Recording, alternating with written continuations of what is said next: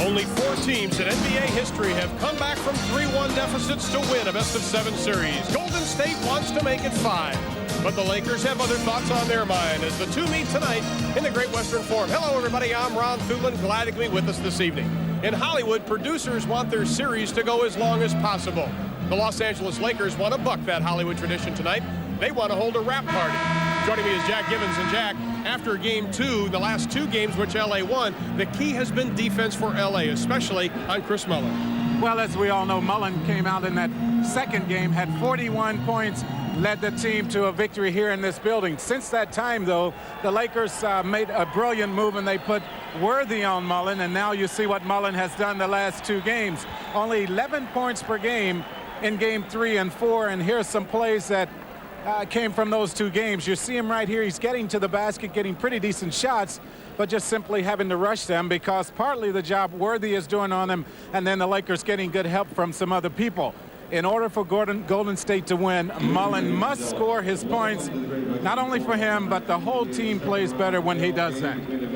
Now for the Los Angeles Lakers in the 4 games versus Golden State, they have had 4 different leading scorers, which shows their balance. Most recently was Sam Perkins stepping forward. Well, the Lakers just simply took advantage of what Golden State gave them. As you mentioned, they had leading scores, different leading scores every game to that point. Sam Perkins got the call in Game 4. Look for him to do that again here tonight because Golden State just simply does not have anyone that can guard him.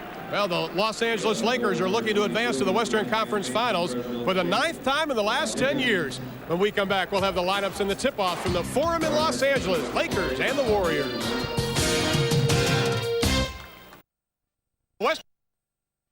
Now let's take a look at tonight's Jeep Eagles starting lineups. First of all, for the Golden State Warriors, Higgins, Mullin, Lister, Hardaway, and Richmond. And for the Lakers, it'll be Perkins, Worthy, Vlade Divac battling the flu, but he is going to start tonight along with Magic Johnson and Byron Scott in the backcourt. The head coach for Golden State, he'll be celebrating his 51st birthday tomorrow. Doesn't look a day over 50. Don Nelson, 255th playoff game. And Mike Dunleavy, the youngest coach in the NBA, 74th in the NBA playoff game.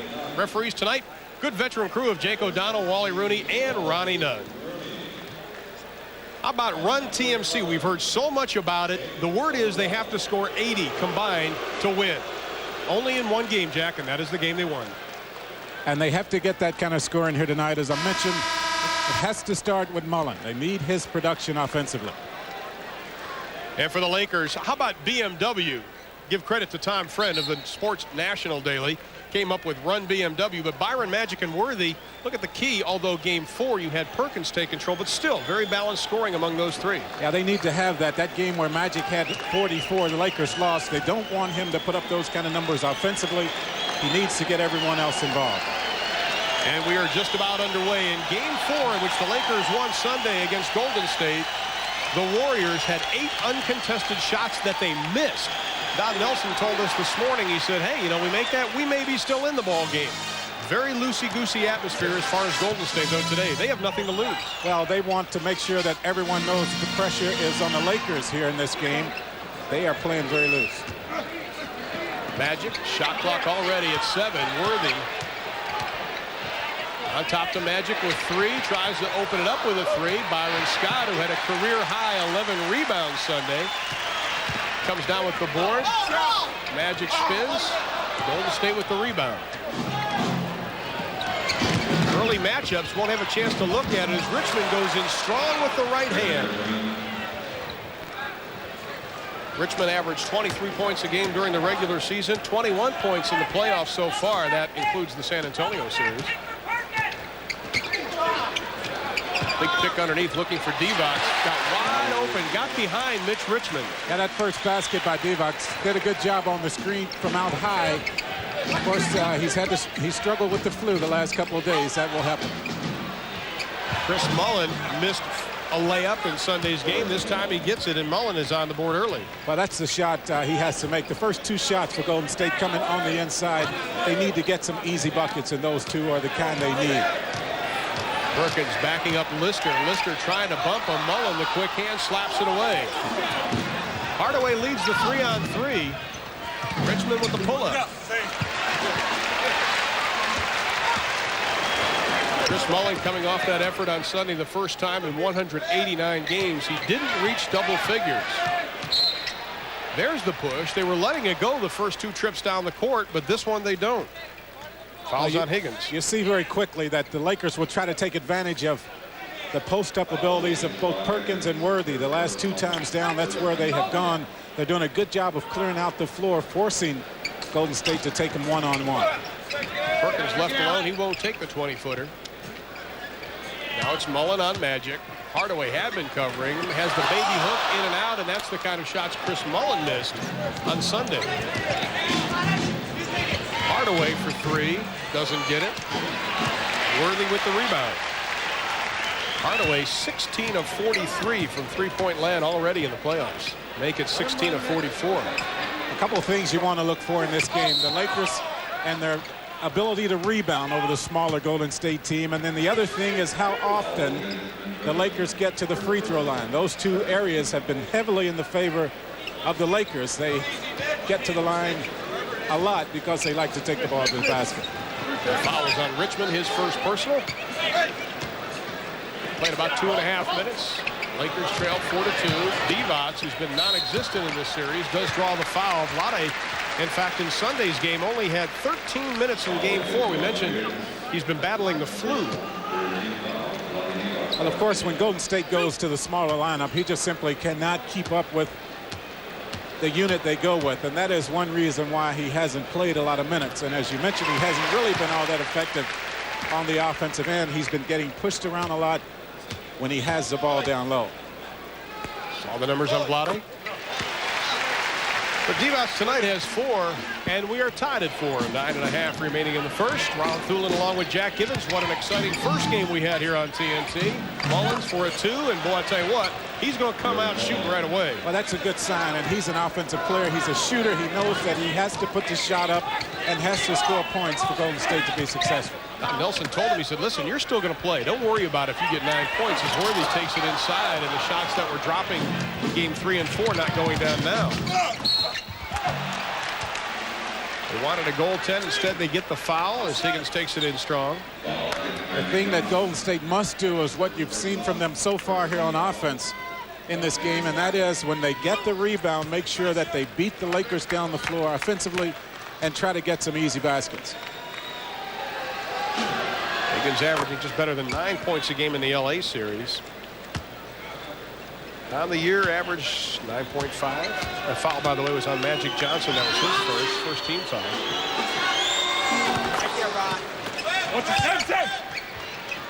It is a 4-point Golden State lead. We have played 3 minutes in the Great Western Forum. Don Nelson said he is going to throw a few new missiles at Los Angeles. He goes, I'm not going to tell you guys what they are. Well, the first one was bringing Higgins into the starting lineup. Worthy, who every year the past couple of years has raised his average from regular season to playoffs, has led the Lakers in scoring during the playoffs every year, gets on the board. Now, given Lister the outside shot, he takes it off the back of the iron. The Lakers on the brink. Worthy the pull-up. Magic had it, couldn't get their hands on it completely. Richmond in the paint, throws off the off-balance shot. Magic is down court all alone. Perkins finally gets it to him, maybe a little too late. Yeah, Magic just stayed back after misplaying that rebound. But still, the Lakers isolating, going one-on-one just about every time down. You talk about the 8 uncontested shots Golden State missed. Now LA's missing them. As Higgins gives Golden State 10, the Lakers with 6. A lot of intensity early on here. The tempo in favor of Golden State as Magic is now 0 of 4 from the floor. Well, the way they practiced today, you mentioned they were very, very loose, and you could expect them to come out playing just that way. Good defense. Lakers still have it. 7 on the shot clock. What a job Sam Perkins did for Mike Dunleavy. Magic Johnson said, hey, I didn't know this guy had this game. We saw him in Dallas, but we didn't know he had that low post type of game. Well, the fact is he just hasn't been guarded by anyone his size in this series. Golden State moved Rod Higgins into the lineup to try to give them a little more size, but still Perkins should be able to post up. LA still trying to find the answer to the riddle of the rim as Hardaway fires away from outside, and with 7:20 left in the first, Golden State still up by 4. Byron Scott. Scott has gone a long time before picking up his first shot opportunity. They want to make sure he stays involved on the offensive end. 5 points for Lister. Richmond gets away from everyone. And Mike Dunleavy says, folks, I don't like what I see. 7:02 remaining in the first quarter. Golden State leads the Lakers by 6. We'll be back.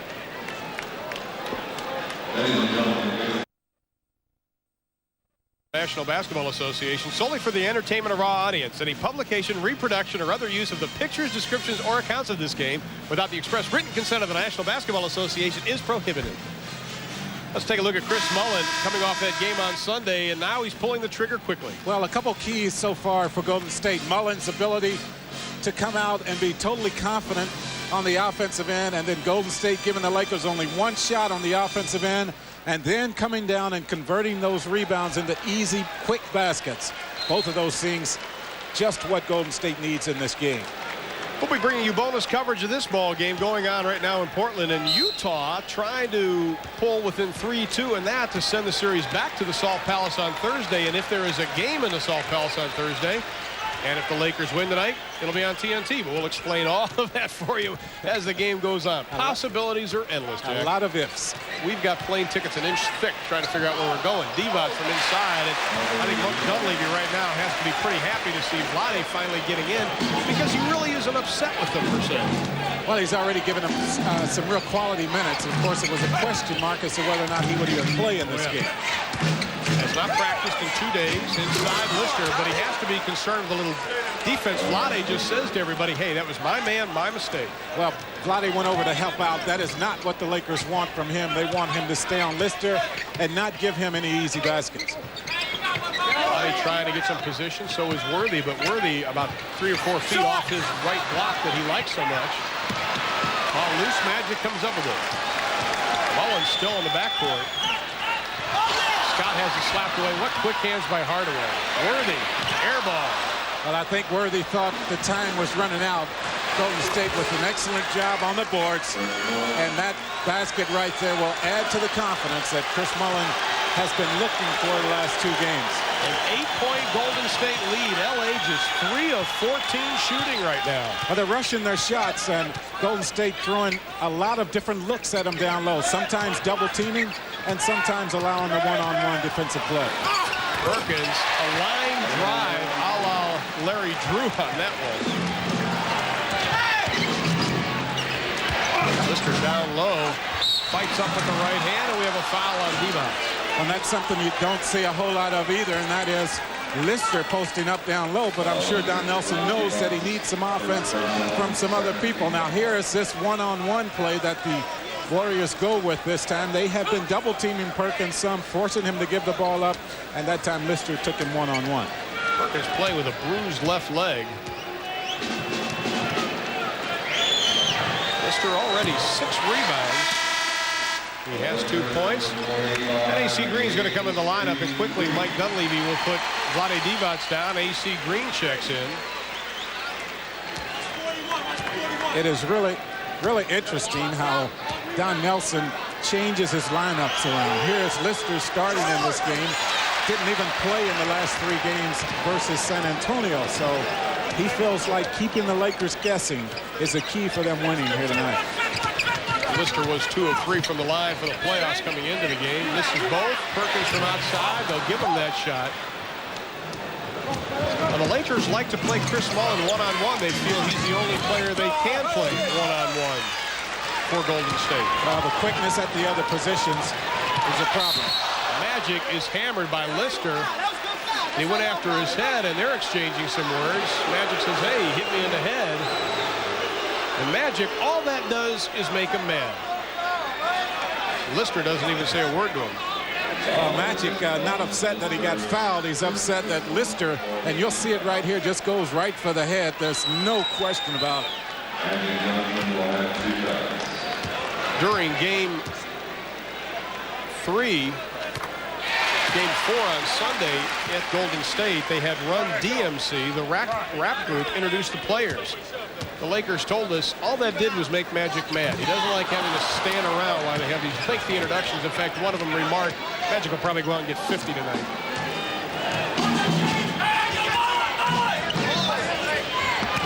Hardaway having problems in the half-court offense. Higgins dishes off. Richmond, the baseline jumper won't go. 4:30 remaining in the first. Warriors by 5. Now that's excellent ball movement, though, by Golden State that time. Too many passes. Hardaway dishes to Higgins, the reverse. Well, I like them in the open floor. Golden State getting the rebounds, as I mentioned, giving up only one shot every time down for the Lakers, and then pushing it down using the quickness. 7-point Golden State lead, nearing the 4-minute mark in the first. Lakers settling for a lot of outside shots instead of banging it down low. Magic comes up with it. Green is hammered. Yeah, and I'm really surprised at the shot selection by the Lakers so far in this game. They have had so much success going down low. Now, this is a fast break by Golden State. Just the quickness, and, of course, with Tim Hardaway leading the way, look for good things to happen. Hardaway very rarely makes bad decisions. Almost 5-to-1 assist-to-turnover ratio in this series. Checking into Golden State's lineup, number 43, Jim Peterson, the 7th-year pro out of Minnesota.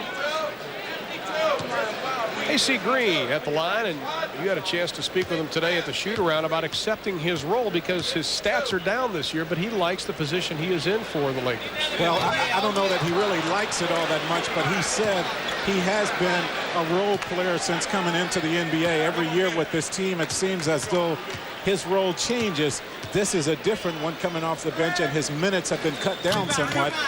But he does like the fact that they're winning, and he likes that he can contribute.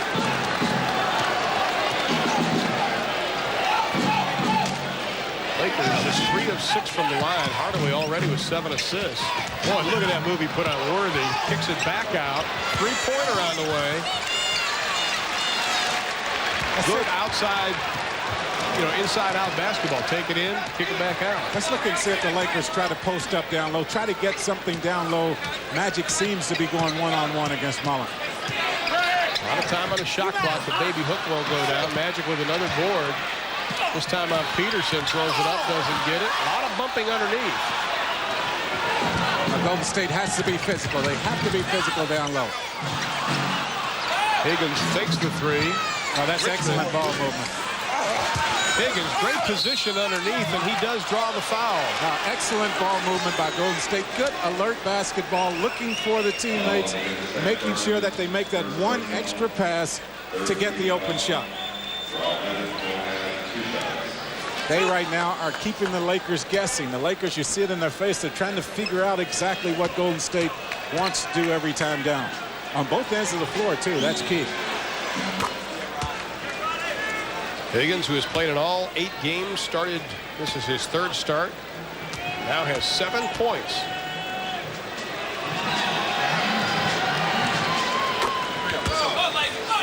Make it 8 perfect from the line, and now you have to wonder about Magic. He is 0 for 6, but like he told us coming into this series, he goes, listen, I may not score a lot of points, but I'll try to set the table for the others.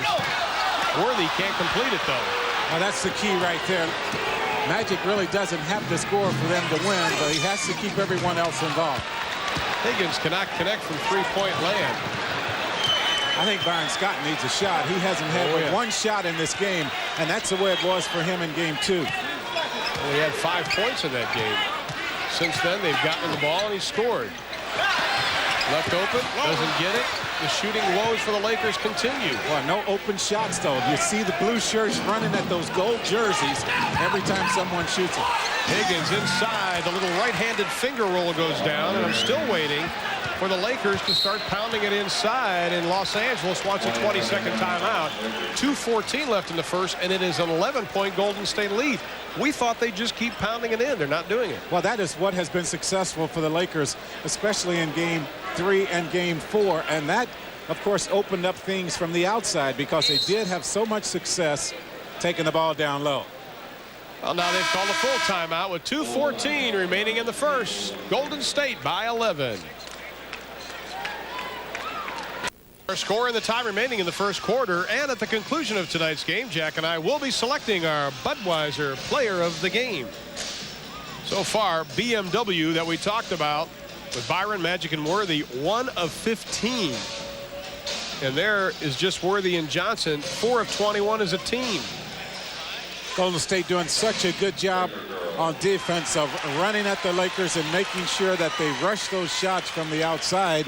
And then when they've been able to get the ball down low, they are double teaming at times. They are playing one-on-one straight up defensively and forcing the Lakers to guess what coverage is going to come. Utah leading Portland in the second in Portland. They are undefeated, the Trailblazers, at home this year. Now Utah up by 8, and that is a do-or-die situation. Once again, we will be bringing you bonus coverage for Arsenio and all our good friends here in L.A. If you've never seen a game at the Forum, you've got to come, folks. It is priceless. Lakers need to get something going offensively. They trail by 11. Terry Teagle is checked into the lineup for Los Angeles. Perkins, that is what he did when he scored 27 on Sunday. Good defense by Peterson, but they don't cover up the backboard. But still on that shot by Perkins, he's fallen away from about 15 to 18 feet after catching it on the low box. Richmond from outside, and he drains it. Richmond was 6, and he's playing with a strain in his lower back on his right side. And Tom Abdenauer, the trainer, said, hey, we're just doing basic treatment, but it has to hurt when he pulls up like that. Perkins tries to get position on Peterson. Peterson will be whistled for the foul. Yeah, that injury to Richmond happened in practice, and he does have a little trouble getting his arms up above his head. Affects his jump shot. It restricts his motion. Peterson trying to keep the ball away from Perkins down low, picks up the personal. Perkins only 2 points, his 27 on Sunday, 2 away from a career playoff high. Magic Johnson says about Sam Perkins, he goes, you know, Sam's good, but he's so silent. He's the type of player you don't realize what he's doing till you look at the stat sheet, puts up the numbers. They will give him more opportunities to post up here in this game. He can't, though, get pushed out as he did the last time they tried to post up with Perkins. Mullins outside, nothing but net. Tough shot that time. Worthy forced him over the screen. Perkins was right there, and he shot right over it. We talked to Don Nelson about injuries for Golden State. He says the biggest injury we have right now is our feelings. We didn't expect LA to take 2 from us. No basket. Traveling call, says Jake O'Donnell. And Golden State will have it with 1:02 remaining in the first, leading by 11. The Lakers will post up Teagle, give him the opportunity to take that shot right there, all he wants. 4 turnovers for the Lakers, none for Golden State. Golden State, one of the top teams in causing turnovers this year in the NBA. Richmond gets around Green, takes it strong to the hole. The former Kansas State star goes hard to the floor. Boy, how quick was he at getting to the basket that time? Worthy, the alley-oop to Teagle inside. And that is about the easiest basket the Lakers have gotten in this game. Hardaway for 3, doesn't get the answer. Peterson tries to get the rebound. Green gets it instead. The time remaining in the lower right-hand portion. 9-point Golden State lead, and the LA crowd has come alive. Nelson said they may double team more. They don't get it this time. Magic goes up, draws the foul.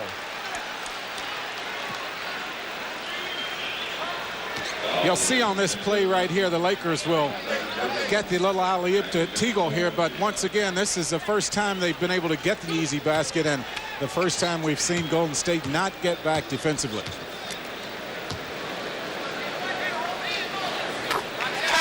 Magic, game 2, had 44 points in that ball game. His career playoff high as Sharunas Marciulionis checks into the lineup. What a game he had in game 4. 6 for 6 in the first half, went 7 for 7, ended up with 20 points on the game. This lineup here is a lineup that will give the Lakers a lot of problems. Outside, Sam Perkins puts Higgins on the deck, the Golden State bench up, and Perkins now with 2 personal fouls. Well, that was real close to being a 4-point play right there. That shot by Higgins did everything except go down through the basket. But this lineup on the floor for Golden State, the smaller lineup, is a make or break type lineup. If the Lakers don't play them well, they get out in the open floor, they get a lot of easy baskets. But then the Lakers must go down and make sure that they post up against a smaller unit to force Golden State to come back in with some of the taller guys. Mike Dunleavy and the Lakers controlled the free throw line in Sunday's game, and the reason why is because they were pounding it inside, and at the buzzer the shot won't go down. But we have played 12 minutes in the Great Western Forum. It has been the Golden State Warriors, the hot team. They lead at 27-19.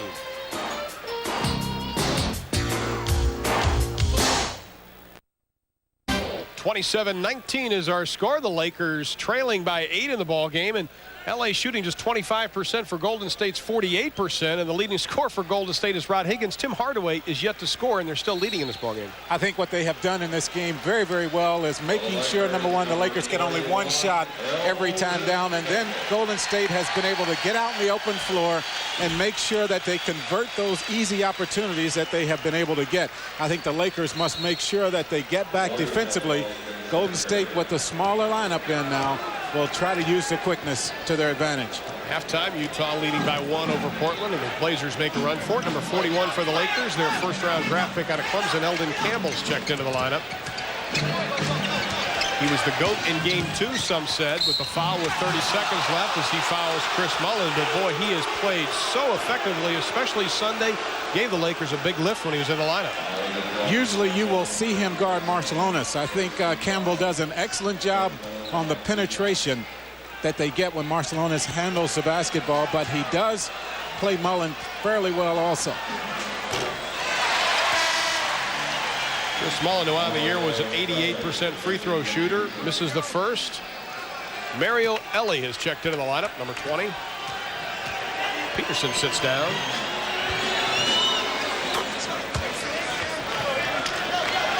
Mullin now with 9, and the lead is 9.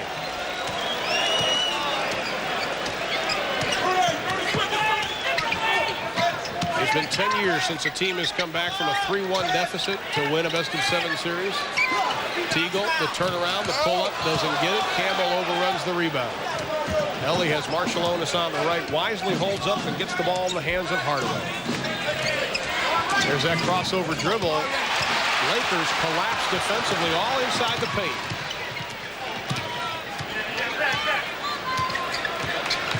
Worthy will go up top. Magic one-on-one with Mullin, looking for Green. Well, you see the clear out right there. Magic has the shot partially blocked. He wanted the foul, didn't get it. Good defense by Green. Magic has a 1-on-2. Now it's 2-on-2. Magic with the left hand. The follow shot won't go by Green, and we've got a foul. Magic really disappointed that he's not getting the calls going to the basket. You see him discussing it right there with the officials. I think, though, Golden State doing a real good job defensively, making sure that he has to change his shots up when he takes it to the basket. That foul was on Chris Mullin, his first personal. Don Nelson wanted to make sure his team did get back defensively. Look for Magic to play a lot of minutes. He has in this series, and, of course, Golden State goes with their main guns most of the time, and Mike Dunleavy feels like he has to have Magic Johnson on the floor because of Golden State's ability to run off 4 or 5 quick baskets. He feels only Magic and his ability to control the game can prevent that from happening. Worthy sits down. Perkins comes back into the lineup, and as Perkins comes back in, Don Nelson quickly tries to match that by putting Peterson back in and taking Rod Higgins out. But as you mentioned, anytime Magic sits down, don't look for it to be a long time because he'll bounce right back up in any quick spurt by Golden State.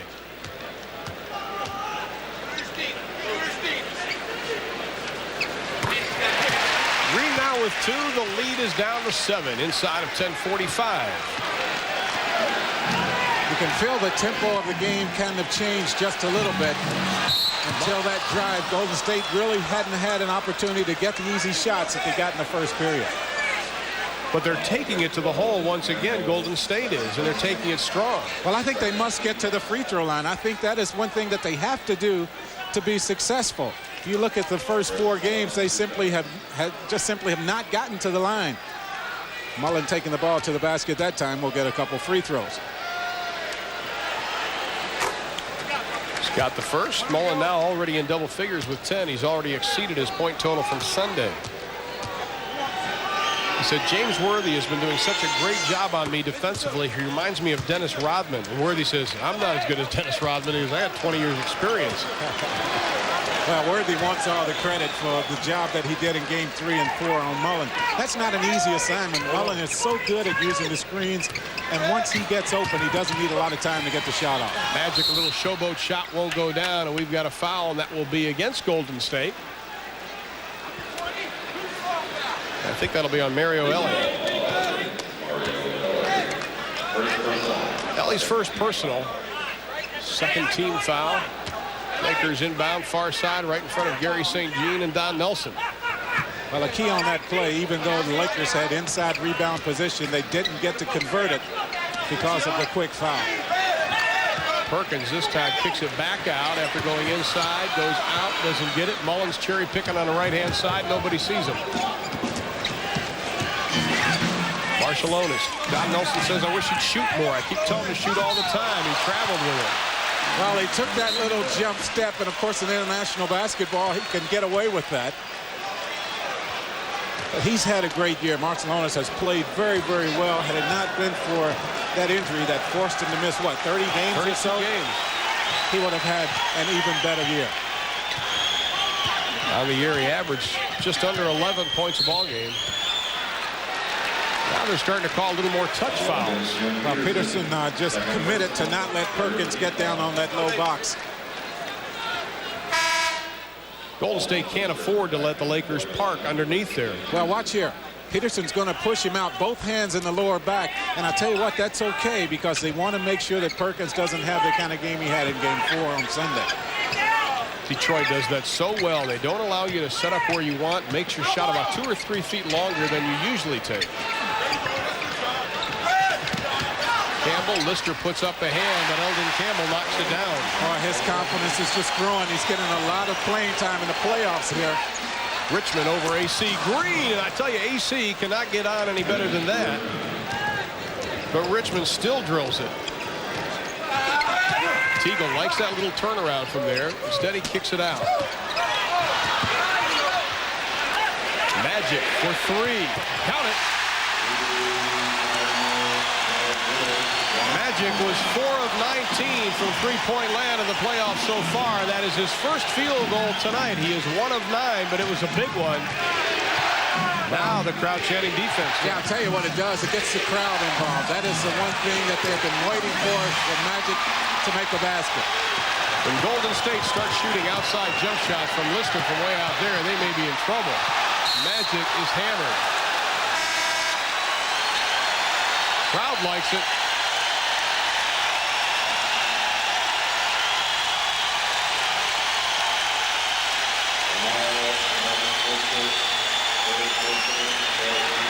That foul was on Lister. That is his 3rd personal foul. We still have 8:37 remaining in the second. Well, isn't it amazing how everything with the Lakers center around this guy on the free throw line? This crowd had been very subdued up to that point. Magic makes a couple of quick, aggressive plays. You see his numbers there and what he has meant to the Laker franchise. They love him here in Los Angeles. I think the intangible, though, Magic doesn't try to beat the opponent now. He tries to beat the game, and I think that's one of the intangibles for Magic Johnson. Is we saw it in Houston, the look in his eye. He doesn't like to lose, period. They said going into game 4, taking the bus from the hotel to the arena in Oakland, everybody was quiet. Magic said, you can say hi, but let's be intense. Well, Fresh 24. I think that's a good point, and it shows even more. You remember he took the ball to the basket against Alton Lister, and Lister really pounded him as he took the ball up. Could have very easily have gotten upset in that situation, gave him a look like, hey, this is not against you and I, it's the Lakers against Golden State, and this game is much bigger than both you and myself. So that's right, he is a complete, total team player. As you mentioned, Magic and James Worthy will never sit down, at least what we've been told. At the same time, Worthy comes back in as Magic goes out. Marciulionis' first shot won't go. Gets the foul, rejected big time by Terry Teagle. Ellie inside, blocked by Campbell. What defense by the Lakers. Now Campbell gives him that shot blocking ability that they don't get from the center position. I like Terry Teagle at 6'5". He skied his turnaround. Well, of course, Golden State wanted goaltending on that play. Didn't get it. The lead is 2. It was 11. Mullen will come back in. Marciulionis from outside. Ellie can't get it. Again, the defense by LA. Well, I kind of thought you would see Golden State call the timeout. If the Lakers score right here, Don Nelson might do that to try to get his team settled down. Teagle. Now you have to have a timeout as LA is on a 9-0 run. 7:20 left in the half. We are knotted up at 32. Don Nelson just calls the 22nd timeout. I think he likes the effort of his team, but you see the Lakers now getting to the offensive boards, and you see them now also starting to run their fast break. Watch right here. Now, this is to block the series. They thought they had goaltending on that play. They might have been right, I think, and here's another block, this time by Campbell, as Mario Ellie goes to the basket, and this leads to the fast break. Now, this is where the Lakers still are at their best, I feel, and that is getting out in the open floor and making positive things happen when they get the fast break opportunities. Larry Drew is checked into the lineup for the Lakers. Drew has played in 7 of the 8 playoff games. Our score 32. 7:18 remain to be played, and one way to keep Golden State from running and getting their game in gear is score. I'll tell you the difference right now is Golden State just simply not getting to the basket right now as they did in that first period. You haven't seen them go to the free throw line very often in the second period as well. And of course, that is an indication that they're now shooting a jump shot instead of putting the ball on the floor. Foul was on Drew, his first personal. Hardaway, Perkins comes over for the double team. Campbell almost got a piece of it. That would have been goaltending. It's a 4-on-3 if Golden State can take advantage. Well, that's what they need right there. Mullen needs to take the ball to the basket. He needs to handle it in a situation where they need a bucket. Mullen with 13. Golden State back up by 2. Higgins will check back in the Golden State's lineup. Looking for Worthy down low, battling Ellie. Still, Worthy catches the ball 15, 18 feet away from the basket instead of on the low post. Teagle, who is averaging just 6 points during the playoffs, already with 8. Mullen for 3. Teagle with the big board. Mullen had the steal, lost it, and then Ellie is whistled for the foul. That is his second. 6:11 remaining in the half. Golden State and the Lakers all tied up at 34. Dave Osborne, one of the great stuntmen in Hollywood. Not really. Warriors-Lakers tied at 34. He likes it. Eastern Conference, Celtics and the Pistons all tied up at 2 games apiece. Won a game last night for Mark Aguirre. Stepped forward for the injured Isaiah Thomas. 34 points. And, of course, a game you saw here on TNT earlier tonight. Bulls win the series 4-1. They once again go to the Eastern Conference Finals. Speaking of the Pistons and the Celtics, tomorrow night, as we look at the graphic, Bulls win it. Series tied Celtics and Pistons, but the Pistons and the Celtics tomorrow night, Game 5 from the Boston Garden. TNT will be there 8 o'clock Eastern time. And, Jack, you don't have to look any farther than TNT for all the NBA playoffs. 6:11 left to be played in the half. Game tied at 34. Tim Hardaway yet to score for Golden State, but it has been Chris Mullen stepping up and taking charge. Yeah, and Hardaway's still doing an excellent job of pushing the ball down the floor. He's doing a good job of running the show, which he does. They do need some scoring from him, though. Hardaway 0 for 5, but he already has 9 assists. Chris Mullen, on the other hand, 13 first half points. Hardaway talking about the pressure. He says, no, there is no pressure on us. Because, you know, we weren't expected to get this far. We want to keep the season going. We're having fun. But he knows at the task at hand that the TMC trio must get at least 80 points if they expect to win. I asked him what was the most difficult thing about playing the Lakers. And he said their experience this time of the year has been so difficult for him to realize and to handle, because everything they do, it seems the Lakers have an answer for it. He said that he is, as well as this Golden State team, gaining a lot of playoff experience. It should help him next year, but the Lakers are already there. Hardaway gets away from Drew, but Drew will be whistling for the foul. That'll be his second personal. You talk about experience. I think that is the key that all the Portland Trailblazers told us during the regular season this year. They said, hey, last year Detroit just out-experienced us. We know what it's like now. Mullen gets Worthy in the air. The bank is closed. Teagle with another board. Mullen is third. Mullen is always looking, though, for another Laker to come running at him. Even though he gave the head fake to get Worthy out of the play, he was looking to make sure no one else was there. The Lakers have regained the lead by 1. Worthy, see if he goes baseline. Kicks it back out. They're going to do it again. Shot clock at 1. Worthy barely gets it off. What a rebound by the rookie Eldon Campbell. Oh, they love that. That's what they like about this young player. His aggressiveness on defense and his ability to get to the offensive board. Richmond can't answer with the 3. The Lakers are running. It's the old Showtime alley-oop. Inside, Campbell is fouled, but Teagle did the smart play.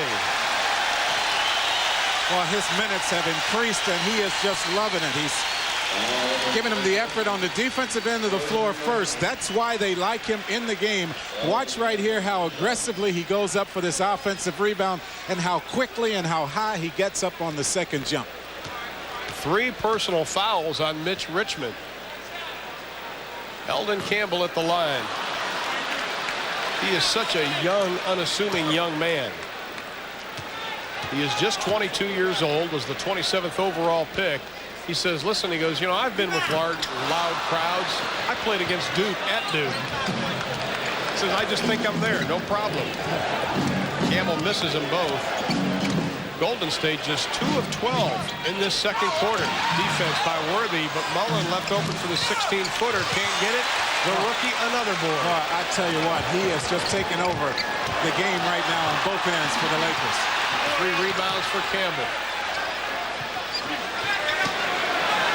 Now it is Drew waiting for the offense to set up as the shot clock goes inside of 10, and that'll be an offensive foul on Teagle as he was trying to draw number 4 on Mitch Richmond. What a big call that was. Richmond with 3 personal fouls already. That could have been number 4.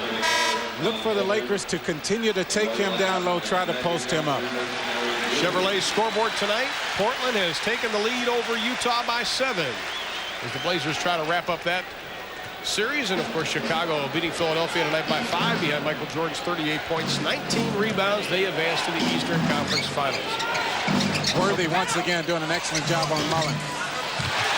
Campbell with the rebound, hooks Mullen. The Lakers picked up 7 points while Magic Johnson was out.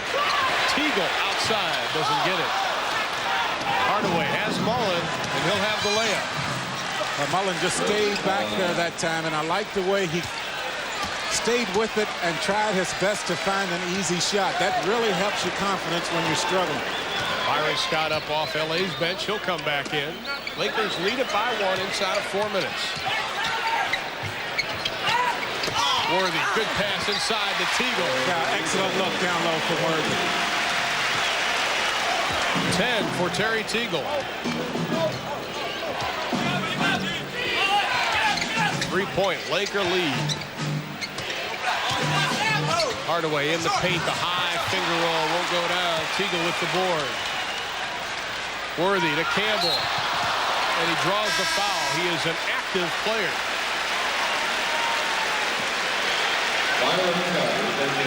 You'll see Perkins right here. He's going to try to take the ball to the basket. Worthy's going to square up, face the basket, force the defense to come to him, and then lay it off to Teagle, who's done a real good job of posting up down on the low post himself. Tell you the real important thing, a key thing for when you talk Worthy and the job he's done defensively on Mullen, it really hasn't taken away from what he is doing on the offensive end of the floor. A lot of times you concentrate so much when your assignment is the opponent's leading scorer that you can't get involved offensively. Worthy continues to be active on the offensive end of the floor. Tyrone Hill, number 32, the first-round draft pick out of Xavier, checks into the lineup for Golden State. Poor Eldon Campbell, 0 for 3 now from the line, and finally corrects that. Every one of them had been off to the right. It is a 4-point Laker lead nearing the 3:20 mark of the second quarter. Mullen trying to work through picks. Scott picks him up. His fall away. Left-hander won't go down. Tyrone Hill with the rebound, and he draws the loose ball foul. Hill comes right into the game and gets involved in the area where he can be effective, and that is on the offensive boards. Foul is on Magic. That is his second. Tyrone Hill was third in Division I in rebounding last season. For his career, he finished sixth as the leading rebounder in Division I history. Bench scoring, the Lakers over Golden State by 17, courtesy of Terry Teagle. Only once during the regular season did Golden State's bench outscore their opponents. Hill with both. The Laker lead is 2. Still kind of surprised offensively that the Lakers have not established an inside game. And as you said it, they tried it, but we have a whistle and a foul. Campbell goes hard. Well, it's pretty much been Campbell who has been active down low. He's gotten a lot of points off the offensive boards, but that time you saw him work free for the pass inside. We've got a timeout. 2:56 left. Lakers by 2. For that shoulder of that man who had our shot framed up nicely till he leaned over is John McEnroe, who became a father for the third time on Friday, little baby girl. There's our score with 2:56 remaining in the second. Don't forget tomorrow night right here on TNT, Detroit and Boston with Pete Van Wieren and Hugh B. Brown. That series all tied up at 2 games apiece.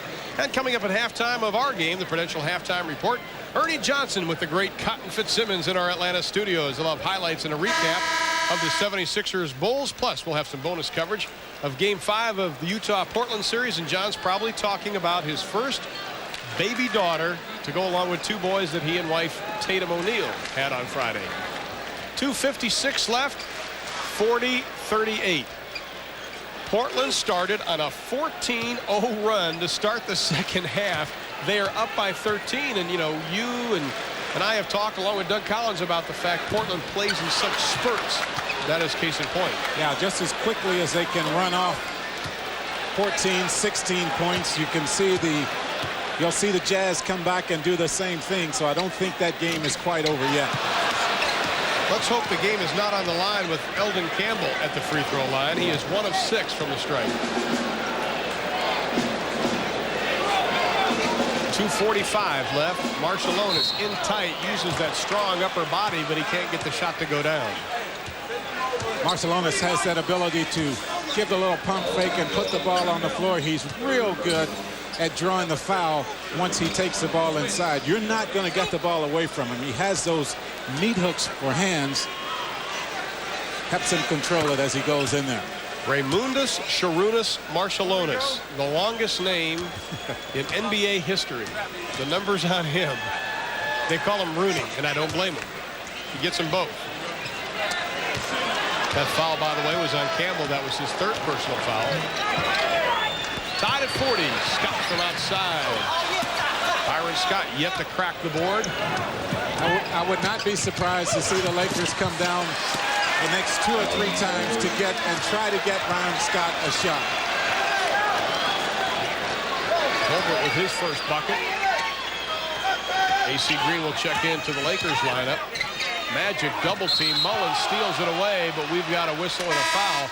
But there is the double team that Don Nelson said he tried in Game 4 and it just didn't work.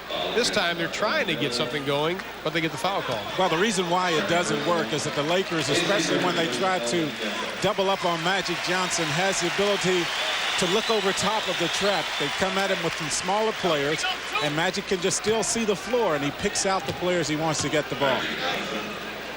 Magic Johnson, who not only has the playoffs to be excited about this year, also has a horse that'll be running in the Preakness honor grades, along with Los Angeles Kings owner Bruce McNall. He said when Bruce called about the horse, I just yanked out the checkbook. I'd do the same if he called me. 42 apiece. 2:05 left in the half. Marciulionis pulls the trigger early, doesn't get it, kicks it back out to Hardaway, who's yet to score. Mullen needs to touch the ball. Chris Mullen hasn't had the ball. Look for him to try to get him involved. Now Scott is guarding Mullen. Worthy comes out on Hardaway. Quickness versus height. Magic fakes the double team. Hardaway for three over James Worthy. Big shot. He needed that one. 1 for 6 now from the floor for Hardaway, but it gives the Warriors the three-point advantage. And wouldn't you know it, came from behind the three-point line.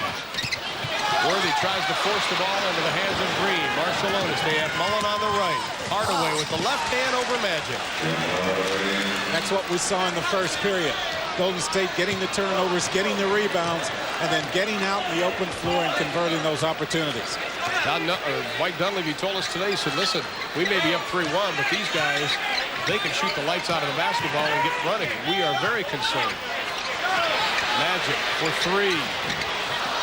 See, Baron Scott's not even looking for the shots. He started out slow, just doesn't have a lot of confidence right now. Marciulionis forces up the line drive, and he does draw the foul.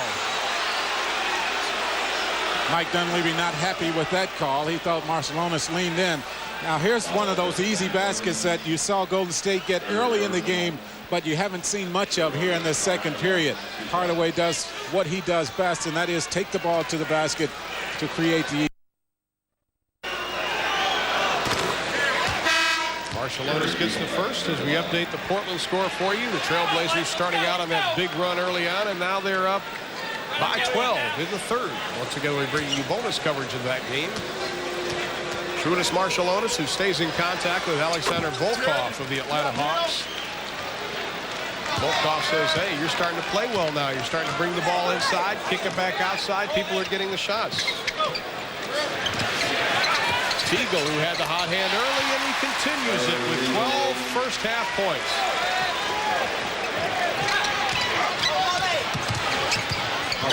Worthy doing an excellent job once again, forcing Chris Mullen to put the ball on the floor. But Marciulionis with the double pump doesn't get it. Hill with the rebound. Can he complete the play? And he does. Mullen upset he can't get the call. 4 for Hill, a 7-point Golden State advantage. About a half a second difference between the shot and the game. Golden State's bench is up. Mike Dunleavy up for the Lakers. And that's not the call you want with 5.4 left on the game clock, 4.4 seconds on the shot clock. Now they had the ball just where they wanted it. You see Don Nelson over there not happy at all with that foul. Foul was on Tolbert. That is his first personal. Chris Mullen pleading his case.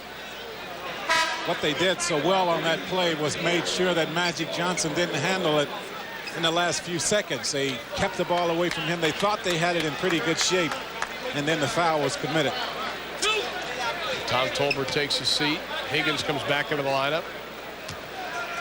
Tony Smith will come in. The rookie from Marquette will come in for Los Angeles to complete the final 5 seconds. Make sure nobody gets a foul as Teagle makes the first. Smith comes in.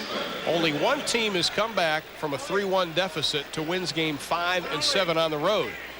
That team was the Boston Celtics when Don Nelson played on it back in the late 60s, 66, 67. He said, it was simple back then. We had Russell and Havlicek, and Russell was mad. He got mad. He got mad. There's no way we were going to lose that series.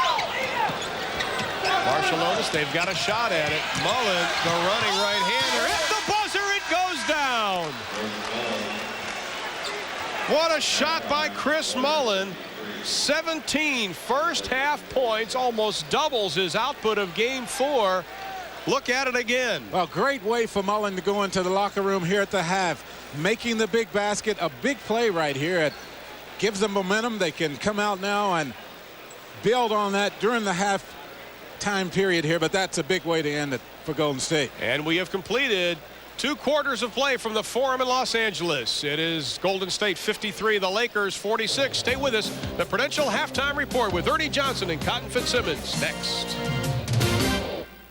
Halfway home at the Great Western Forum, the Lakers with a chance to close out Golden State, but they trail at the half 53-46. Ernie Johnson in Atlanta with the Prudential Halftime Report. At this very hour, Game 5 of the Portland-Utah series is in the third period. They are late right now. We want to bring you some bonus coverage from Memorial Coliseum. Pat Lafferty and Steve Jones with the call.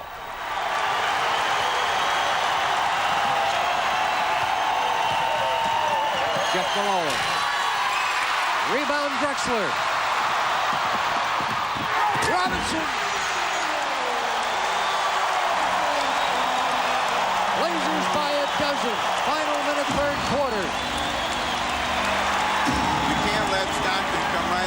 this and get a quick shot. Even though they're beginning to show some signs of fatigue, you got to continue to keep the pressure on. Stockton inside, block, foul.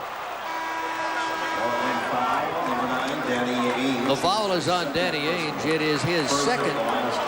Blazers' first team foul in the last 2 minutes of the quarter, but Stockton, who is shooting, will go to the line for 2. Blazers trailed by 4 after 1, by 1 at the half, then scored the first 16 points of the third quarter, and now lead by 11. Lou Edwards back, Karl Malone. Short rest on the shore. This is a tiring Utah Jazz team. You can see it. I mean, the energy that it takes for them to control the game, for them to do all of the right things with so few people is beginning to catch up with them. Drexler trying to go inside. Quick pass, and it's right over Danny Ainge's head. Delaney Rudd will come in for the Jazz. Stockton a quick rest. We remind you, our telecast presented by authority of the Portland Trail Blazers, solely for the entertainment of our audience. Any rebroadcast, reproduction, or any other use of the pictures, descriptions, and accounts of this game without the express written consent of the Trail Blazers is prohibited. Mike Brown, defense collapses, and the ball stripped away and knocked out of bounds. Shot clock at 14. The Trailblazers know not to take Mike Brown for granted, so they triple him, forcing him to try to make a pass. They'll get the ball back with 11 on the shot clock. Delaney Rudd for 3. Leaves it short, gets the offensive rebound. There have been few mistakes by the Trailblazers at that end in terms of shots allowed. Rudd chased that ball down, going for penetration. Off-balance shot, offensive rebound. Brown cannot beat the buzzer. Third quarter is over. 78-68 at the end of 3 periods. Utah trying to hang in there with Portland, though I tell you what, Cotton Fitzsimmons, the Portland Trail Blazers, what a game of streaks for that bunch. I'll tell you, Ernie, that's the way they've played all year long. They plan to blitz you, and they do it with their defense. And what a run they had, 29-4, I believe, 16-0 start the third period. But the Jazz are hanging tough. They're hanging extremely tough. And I think, you know, they can hang around. If they hang around, Karl Malone and those guys may get 15 and 20 free throws in that fourth quarter like they did in Game 2. Yeah, 10-point game as they go to the fourth period. When we come back here on the Prudential Halftime Report, we'll take a look back at the first half of the Lakers and Warriors and back to Game 1 of our doubleheader here on TNT, the Bulls' victory over the Sixers. We'll be right back.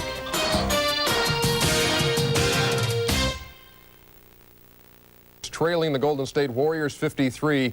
The Prudential Halftime Report continues. Ernie Johnson along with Cotton Fitzsimmons. The Lakers with a chance to put these guys away, but you wouldn't know it the way they came out tonight. All the intensity belongs to the Golden State Warriors. I think in the first half they have really out-hustled the Lakers. I think the Lakers took it for granted. The Warriors would just fold up and call it a series. But you knew from talking to Don Nelson earlier that he was going to pull it all out and see what you could do today. And let's take a look at some of the L.A. comeback in this thing, sparked by the bench. Well, their bench had an 18-1 score against the Warrior bench early in the period. There's a great block by Terry Teagle. It comes out to Mitch Richmond. They go to the hoop, and now the rookie, Eldon Campbell from Clemson, blocks it. And those were the type of defensive plays, Ernie, that got them back in the game. But Golden State with a late run has got the lead at the half, 53-46. Now, earlier tonight here on TNT, you saw the Chicago Bulls advance to the Eastern Conference Finals for the third consecutive year. They beat the Philadelphia 76ers 100-95. Michael Jordan, what else can you say about the guy he just took over in the fourth quarter for Chicago? Well, anytime it looks like the Bulls are going to lose, it's always Michael Jordan taking over, and he was just sensational. Both ends of the floor, too, as you'll see in the sequence we're about to show you. 94-92 is the score. Chicago with the lead, Philly with a chance to tie. Yeah, they need a good shot here, and they're going to post up Armin Gilliam, and he looks like he makes a nice move on Bill Cartwright, but look at Michael Jordan come over. Made him change the shot, air ball. Gives them an opportunity, 94-92. Now the Bulls have an opportunity to go up by 4 with probably 2 minutes and change in the ball game. Jordan's going to take it in the lane, have a nice shot, misses it. Well, what do you know, loose ball? Who comes up with the loose ball? Michael Jordan. Let's give him the game ball. 100-95, the Chicago Bulls advance to the Eastern Conference Finals, eliminating the Philadelphia 76ers. Let's get more on that game now from the guys who called it, Bob Neal and Doug Collins at Chicago Stadium. Guys? The Chicago Bulls advanced to the Eastern Conference Championship Series with a 195 victory over the Philadelphia 76ers here tonight. It looked like the Bulls were going to run away with this game, particularly with the hot hand of Scottie Pippen in the first half, but the Sixers had no quit in them. With about 3 minutes to go in the ball game, the Sixers battled back from a 13-point deficit to tie the game at 92-92, but then could get 3 points, only a three-pointer from Hersey Hawkins the rest of the way. Jordan and Pippen had 66 of the Bulls' 100 points. Barkley, a good night, 30 points, 8 rebounds, and 7 assists, but the Chicago Bulls dominated on the boards. Just after this ball game, Doug Collins caught up with a dejected Charles Barkley just outside the Philadelphia locker room. First of all, your thoughts on this series? Well, I thought the Chicago Bulls, they just were a better team. They wore us down. They got two great players in Scottie Pippen and Michael, and other guys played well, but I think they just were a better team. We played hard. It's a shame. This is the first game I thought we really played like we were capable of, but it's too late to worry about that now. You know, the speed and quickness of the Chicago team, the place that really hurt you as much as any place was on the boards. They really were quick getting to the basketball. Yeah, we didn't do a good job of reacting to the ball. You know, I had a college coach who said, hey, it doesn't matter how much you box out, you got to get the ball. And then when you're boxing your guy out, if he's quicker to the ball, it doesn't matter. You just got to get the rebound. Well, I know that there's been a lot of speculation on Charles Barkley and everything else like that. Do you have any special thoughts as you leave this season? Well, I just got to look forward to next year. I've only got a few years left to play, and I just want to win. It doesn't matter. I just want to win. That's all I'm concerned about. You know, the years you don't get them back. And I'm 28 now. And I got at least 2, hopefully 3 good years left in me. And I just want to win whatever the situation is. Your prediction, Chicago, either Boston or Detroit? Well, I think it's going to be tough to come in here and beat Chicago. They're a great team. And this is probably the toughest place in the league to play. It's going to be very difficult to come in here and beat them. Charles, thanks a lot. And again, it shows a lot of class coming out of here, and I really appreciate it. Thank you, Doug. Good night for Charles Barkley, but the story late in the game, Michael Jordan, who scored the last 12 Chicago points to ice the 195 win. Michael also a playoff career high 19 rebounds in the ball game. Chicago advances to the Eastern Conference Championship Series 100-95 over the Philadelphia 76ers. From Chicago, this is Bob Neal. Back to Ernie Johnson in Atlanta. All right, thank you very much, Bob Neal. You know, Charles Barkley brings up a good point, how tough Chicago is at home. What's it going to take to beat that bunch in a playoff game on their own court? It's going to take a very good team, and they're going to have to slow down the Bulls a little bit. The best team did win. They had the better athletes in the series. Yeah, anybody who can slow down Michael Jordan deserves to win at Chicago Stadium. When we come back, it's the third period, the Warriors and the Lakers here on TNT.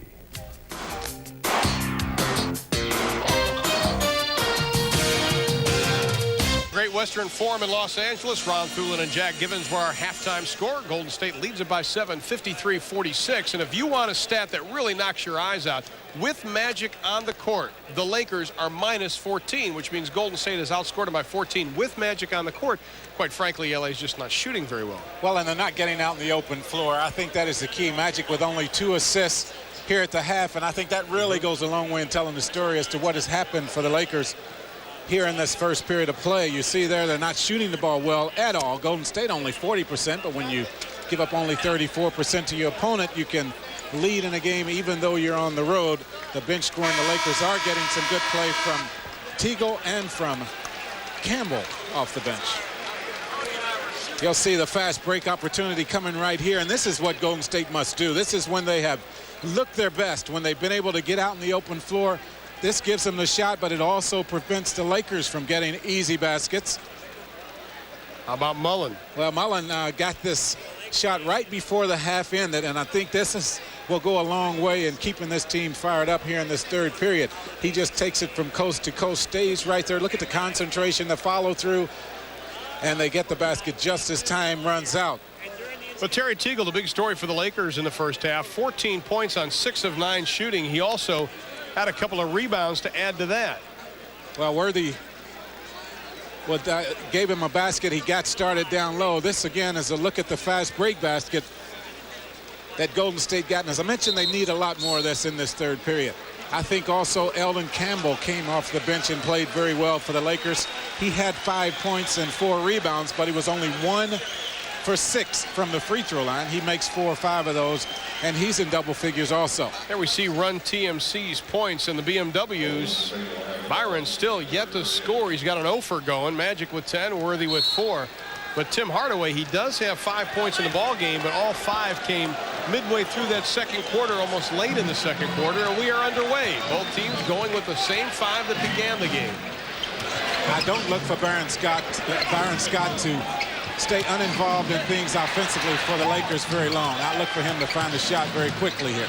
Lister heated it up early for Golden State. This time he's bothered defensively by Divac. Magic quickly down court. Has it slapped away by Mullen, who gets it into the hands of Worthy. Well, and very quickly the Lakers come out and get in the fast break.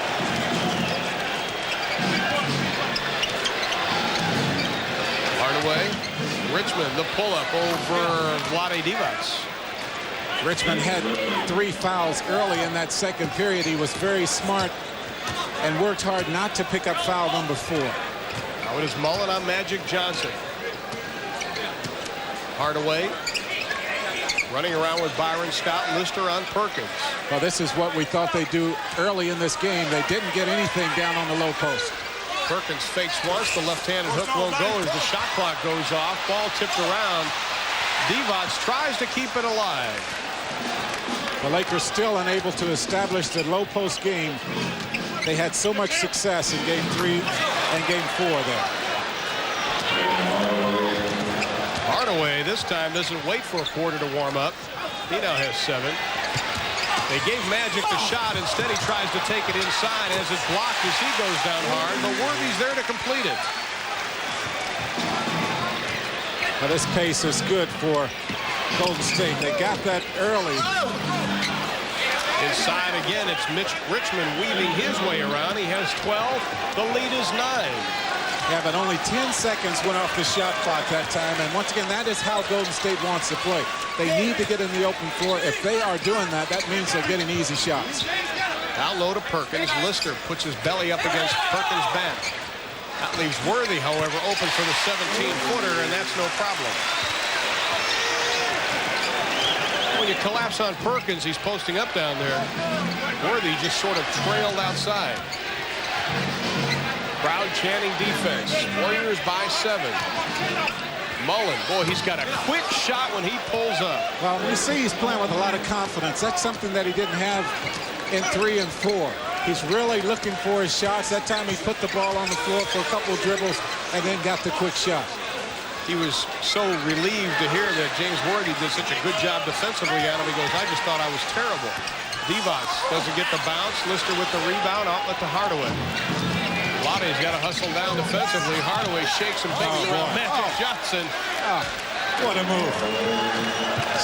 The penetration, the hesitation, just a little bit there, enough to get Magic off balance and took it to the basket. That was nice. Golden State has tied the biggest lead of the ball game, and it's 11. 9:01 left to be played in the third. The Lakers are in an 11-point hole.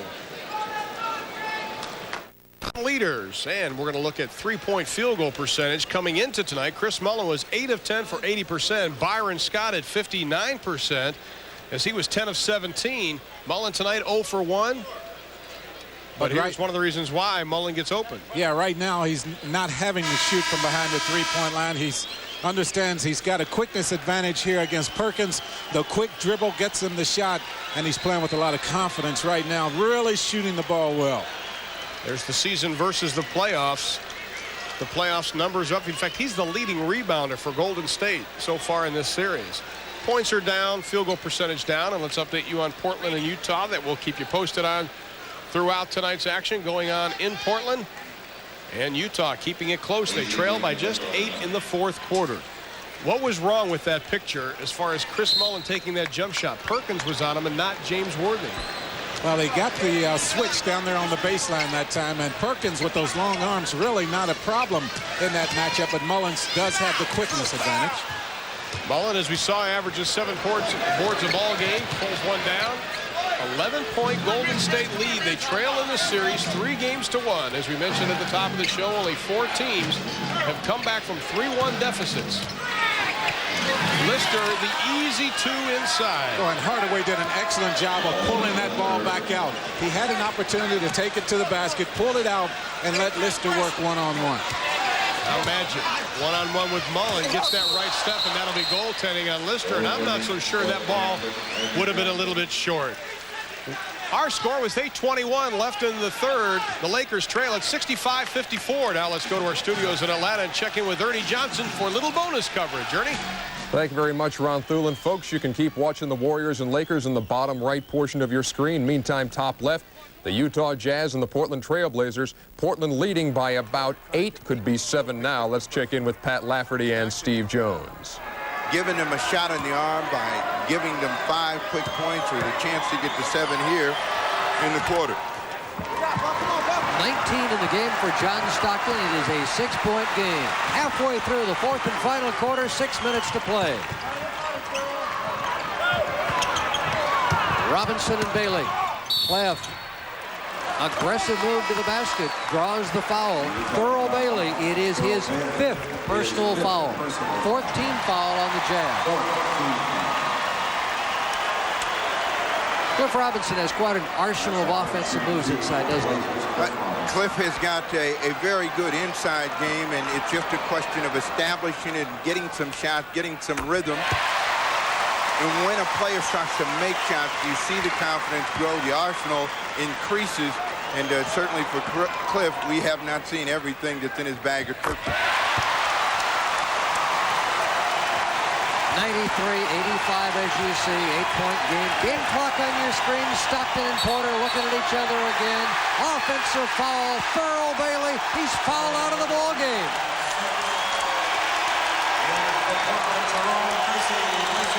Well, you learn some things along the way. Cliff has been called for some. This time he drew one as he came down, knowing that he and Thurl Bailey have been laying their bodies against each other, acted as though he was shucked out of the way. They go for it. Bailey out of the ball game, Blue Edwards in. 93-85 Portland. Thurl fouling out with a dozen points. Clyde. Right there with a great look, but it wouldn't fall.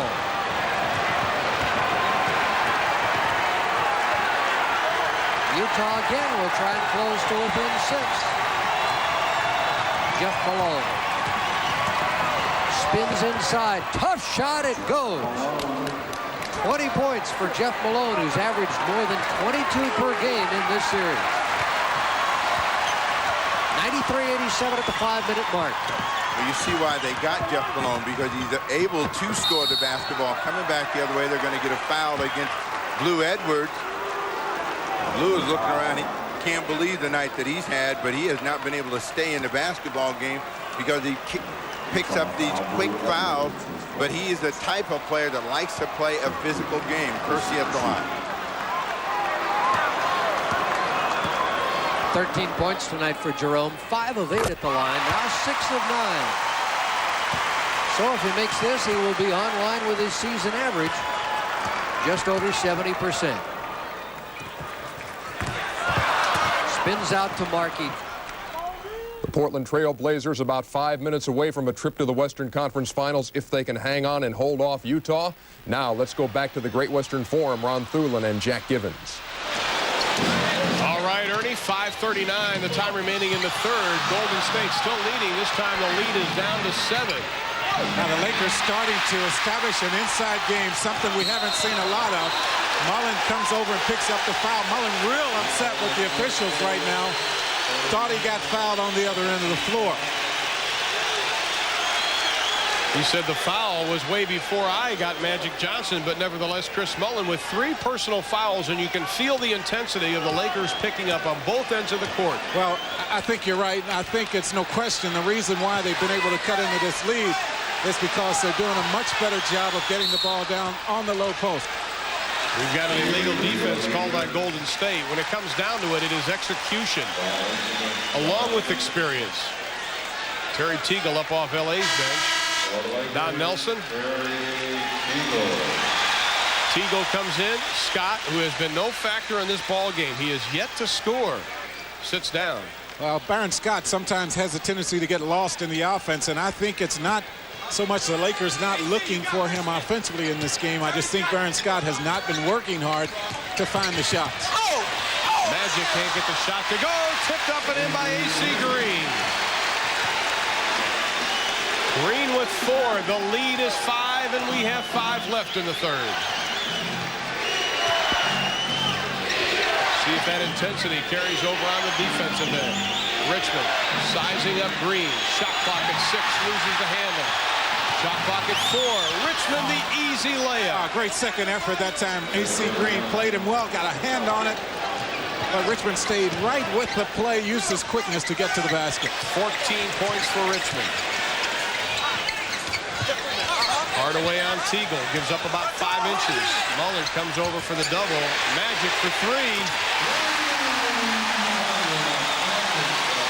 Mullen left him that time. Mullen has been staying at home on Magic. He thought he could sneak over and take that ball away. Good ball movement by the Lakers. 19 points for Magic Johnson. He has 7 rebounds to go along with that. Higgins for 3. Big play, big shot. Good penetration, and the kick out leads to the open shot. Higgins was 7 of 21 from three-point land during the playoffs coming into tonight. Mullen tips it. Ball belongs to Golden State with 3:50 remaining in the third.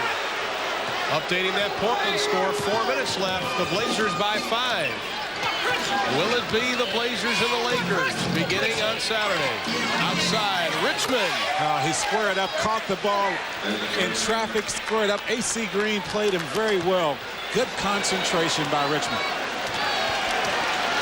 The lead is back to 9. The Lakers get close, but then they falter. Can David slay Goliath tonight? That'll be a foul on Hardaway. And we've got a technical foul. No, they just blew the whistle, trying to keep players apart. Well, I thought they were going to get Hardaway that time. Don Nelson wants the timeout. Hardaway upset because he thinks Teagle is pushing off to get position down low. 3:19 left in the third. Golden State still on top.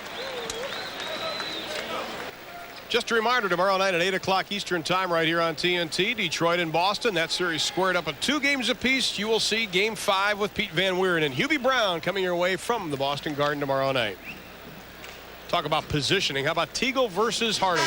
Well, you'll see Hardaway trying to force Teagle out just a little bit farther in the floor. There's been a lot of contact on some other plays, a lot more than this. And that's what Hardaway was arguing about right there. And you see his displeasure. We thought he was going to get a technical foul. The whistle blew, but he didn't get it. They just tried to separate the players. In case you're wondering, TMC right now with 46 points. We've talked about that magic number of 80. But right now, just 46. 19 for Mullen, 11 for Hardaway, and 16 for Mitch Richmond. Byron Scott back in the lineup, and I still look for the Lakers to try to get him involved on the offensive end. See if they find a shot for him right here. Don Nelson says they have to shoot lights out to beat a big team, and they are doing that here in the third quarter. 79% to the Lakers, 63%. Worthy, the fall away, doesn't get it. Peterson battles Perkins for the rebound. Good job by Perkins, and he and Peterson get tangled up. Unintentional. Peterson understands you can't give up the easy basket to Perkins that time. Perkins still with his strength almost able to make that shot. A foul was called on Peterson. His third. 2 minutes to go in the game. It is a 3-point lead for Portland. Tell me that place isn't rocking right now. Well, the thing I like best about the Jazz is that they never give up. You see Portland run off a lot of points, run the score up, and then Utah comes right back. And of course, with John Stockton in that starting lineup, he is such a competitor. He keeps them right in the game. Take on the characteristic of their coach, Sam Perkins. 3 points here in the second half. He has 7 for the game. His playoff average 18, which is 5 better than his regular season average. And Golden State lead is down to 7. We are inside of 3 minutes. Hardaway being guarded by Magic. Now the switch. Worthy goes over to Peterson. Perkins picks up Mullen. And we've got a foul against the Lakers. That foul was on Teagle, his second. Well, Teagle got called for the same thing that Hardaway got called for on the other end. He's trying to force Golden State a little bit farther out on the floor. The Double team by Magic on Richmond. Somebody's got to be open. It is Hardaway. Now Hardaway shuffled his feet that time. Got away with a He's walk. so quick, though. The officials didn't know. There's that crossover dribble, and he gets the shooter's roll. 8 for Hardaway in the second half, 13 for the ball game, and it is back to a 9-point advantage. Was there anyone quicker off the dribble than this guy? Not that I have seen. Now there's Baron Scott. Over Hardaway. Now there's Baron Scott. Boy, they have been waiting for him to find the shot. You hear the reaction of the crowd. You were hoping, if you're a Laker fan, that Scott would get a couple of easy baskets, get his rhythm going, open up his shooting. Inside of 2 minutes. Richmond on Scott. Pushes Scott down, and Richmond uses the glass. Now Scott with the flop. Good no call by Ronnie Nunn. 9-point Golden State lead. Lakers trying to wrap it up. Go to the Western Conference Final for the 9th time in 10 years. But Golden State having something to say about it now. Higgins to Richmond over Teagle's outstretched hands. What a night for Mitch Richmond. 20 points so far. Yeah, but give Higgins credit. Higgins saw the defense collapse on him and found him in the corner for the easy shot. The biggest lead for Golden State tonight has been 13. It is 11 now. Magic inside, and you just almost expect Magic to begin to take this game over. Hardaway left wide open. The shot is short. Here comes Magic. Campbell set to check in for LA. They're clearing it out for Johnson. His spin move won't go. And now Golden State with a 5-on-4 inside. We've got an offensive foul called. Let's go to Ernie Johnson for an update on Portland, Utah. Ernie. Thank you very much, Ron Thulin. We want to send you back out there to Portland, where it was the Blazers by 5 with under a minute to play. Let's check in with Pat Lafferty and Steve Jones. You'll see Drexler overpowering Jeff Malone right here, comes back, and they'll say Blue Edwards picks up the charge. So that's been the second time that a helping Blue Edwards has taken something away from the Trailblazers.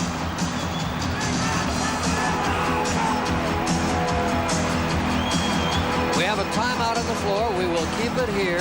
42 seconds to play. Utah trailing by 5, and will have at least 2 possessions. The owner of the Trailblazers, Paul Allen. To his right, left of your screen, Paul's mother, down from Seattle. The situation for the Utah Jazz, they got to get 2 scores to tie the ball game or possibly put themselves ahead. If you're the Trailblazers, you want them to use as much time and getting this first opportunity up in the air. So if they do score, by looking at the clock, you would say you had time to run the game out with ever putting the ball back in the air. If not, you want to make sure that you don't give the Jazz a quick 3-point opportunity and then have to shoot the ball again and give them a chance to tie or win the ball game. So the Jazz are trying to get a 2-for-1 situation, and the Trailblazers are trying to make them work as hard as they can in their first possession. Utah's best 3-point shooter is John Stockton of those on the floor. Darrell Griffith, who has played very sparingly in the series, also a strong 3-point shooter. But Jerry Sloan has pretty much isolated him down to his right on the bench. As we update the timeout situation, Utah, one more chance to stop the clock. For the Jazz, they're not a team that comes out and looks for a 3 unless it's in transition or unless the game situation dictates. What they will try to do is get a quick score. They'll take it any way that they can get it. And what Portland has to do is make them work for it. Blue Edwards in the ball game, Danny Ainge in. 40 seconds to play. The Blazers leading by 5. That's how far Portland is away. The quick release by Stockton. It was a 2-point try. Drexler the rebound. The foul by Mark Eaton. And Clyde could just about lock this one away with 32 seconds left. In one of those situations where they did come looking for the quick tray, and Stockton got a good look. Terry Porter backed off just enough for him to get the ball in the air. Drexler was there to get the rebound. Eaton, knowing they got to stop the clock, puts the bear hug on him.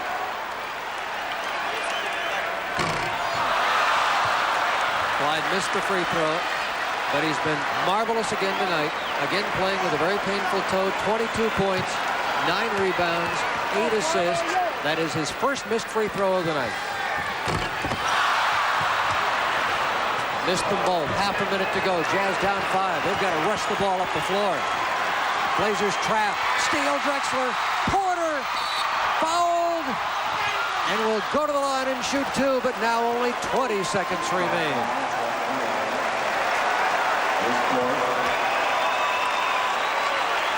Drexler, upset with himself about missing the free throws, comes back with a big defensive play, gives Porter a chance for a three-point play. He can't get that ball to roll in. It skims off, and he will step to the line with the chance to push the Blazer lead to 6 or 7. You see the Blazer bench. They're up right now. The crowd beginning to chant, beat L.A. They don't know what the score is down in L.A. Portland by 6. Last score we had from L.A. was the Warriors leading by 7 late third quarter. If it is Portland and L.A., they'll start here on Saturday, assuming the Lakers series does not go 7 games. That would be a 12:30 game televised on NBC. Porter makes it, and that should lock it up. 7-point lead, 20 seconds left. Utah calls their final timeout, and the fans here are celebrating now.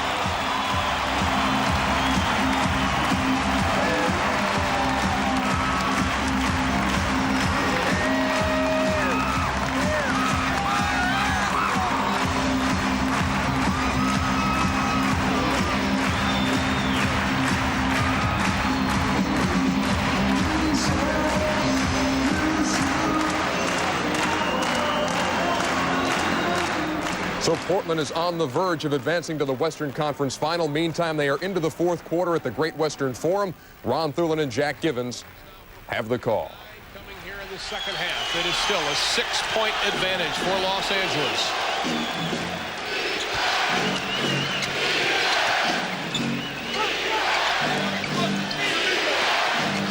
.31 left to be played. Hardaway from the paint. Does he get it? No, but he does draw the foul. Well, it's interesting also that you take the smallest guy on the floor in Tim Hardaway and post him up on the low post. They know that once he catches it, his quickness down there will give him an opportunity to get a good shot off. Once again, bonus coverage here on TNT. In the left, it's Portland as they try to wrap up that series with Utah. On the right, Tim Hardaway with 17 assists tonight, which breaks Rick Barry's playoff record at Golden State of 14 for a game. Hardaway right now with 14 points for the contest. Well, and he went a long time in this game without even scoring. Late in the second period, he got a three-point basket and then drove to the basket for a layup. 7-point advantage. It stays at 7. Portland with 20.7 left to be played. They lead Utah by 7.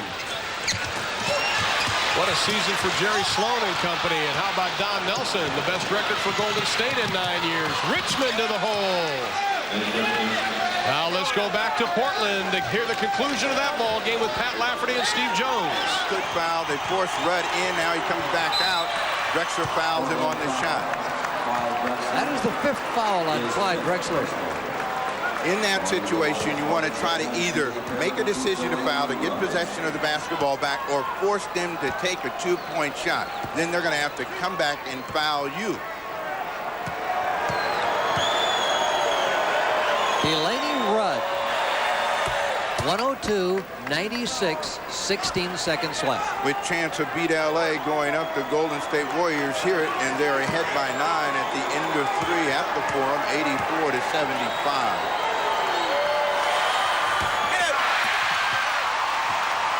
Blazers have the ball. Utah out of timeouts. Kersey.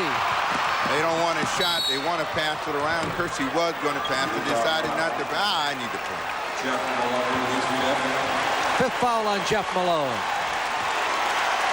All that remains, 8.7 seconds. Portland leading 102-96. I think it's a tribute to Jerry Sloan and the Jazz that they have played the Trailblazers this hard and tough. They could have folded when they got blitzed with the 17-0 run. They were able to steady themselves, get back in it, play a competitive, close ball game down the stretch. And to their credit, the Jazz are still growing and building, but they have nothing to be ashamed of, even with a 4-1 loss on them in this playoff series. 15 for Jerome. Final 9 seconds. Portland leading by 7. Blazers will go to the conference finals for the second straight year. Karl Malone blocked by Danny Ainge. It is over.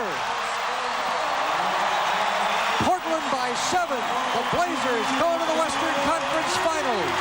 Former teammates Rick Adelman, Jerry Sloan. Congratulations in order. The celebration begins.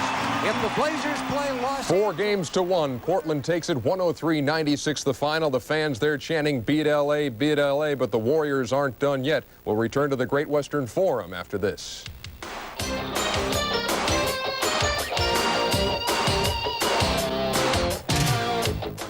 One of the all-time greats, Oklahoman Dennis Weaver, enjoying this game as right now his Lakers trail 89. Came in relaxed and leading this game by 12. Just under 10 minutes. Eldon Campbell averaging 2 a game, or two a minute in this game. Unfortunately, that's fouls. He has 5 fouls in 13 minutes. He's still in. We've got a whistle, a foul, illegal defense, they say instead. And it'll be a technical foul against Golden State. Don Nelson, who has led Golden State to their best record in 9 years, doesn't like it. Interesting once again that Byron Scott steps up to take this free throw. Mike Dunleavy trying every way possible to make sure that Byron tries to get involved in the game. Now he steps up there and misses his free throw, so that does nothing for his confidence, but still he's active on the offensive end. Game 1, he led the Lakers in scoring with 27 points. Game 2, only 5 points. He does have a bruised knee. In this game, only 2 points. Scott pulls the trigger. Campbell is there for the follow. He's been there the whole game.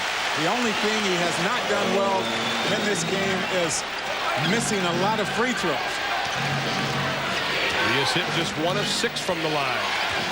10-point lead. Hardaway blows by everyone, kicks it out. Campbell with the rebound. That is 5 for the rookie from Clemson. Mullen on Magic. Look for the hook, going towards the baseline. Mullen gave him the baseline. Magic took it. And we've got a timeout, and the Lakers are putting a mini run together. They trail by 8 with 8:59 left to be played. Pete Boston for Game 5 between the Pistons and the Celtics. That'll be tomorrow night at 8 o'clock Eastern Time on TNT. You would think that Chris Mullen would want Magic to go towards the middle where help is, but he plays them to not go to the middle. I think he's wanting him to shoot the fall-away hook shot right here. Magic wanted to go back, saw it open up just a little bit, and still drops to the baseline side, picks up the layup. You're right, though. Mullen should be running him into the help.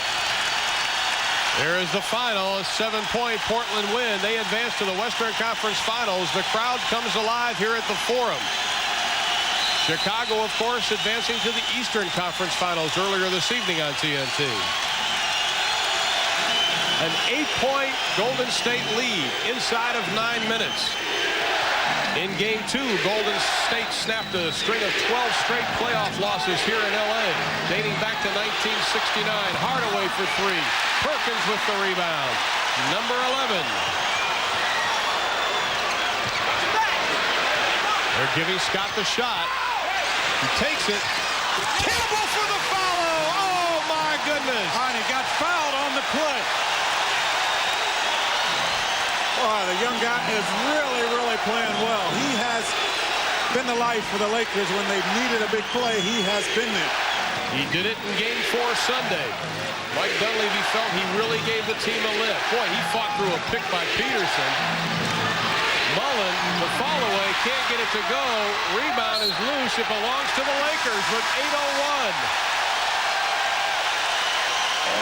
Well, watch how aggressively Campbell comes in. Byron Scott still struggling offensively. Now look at Pearson. Gets him on the arm that time. The Lakers wanted an opportunity for the three-point play.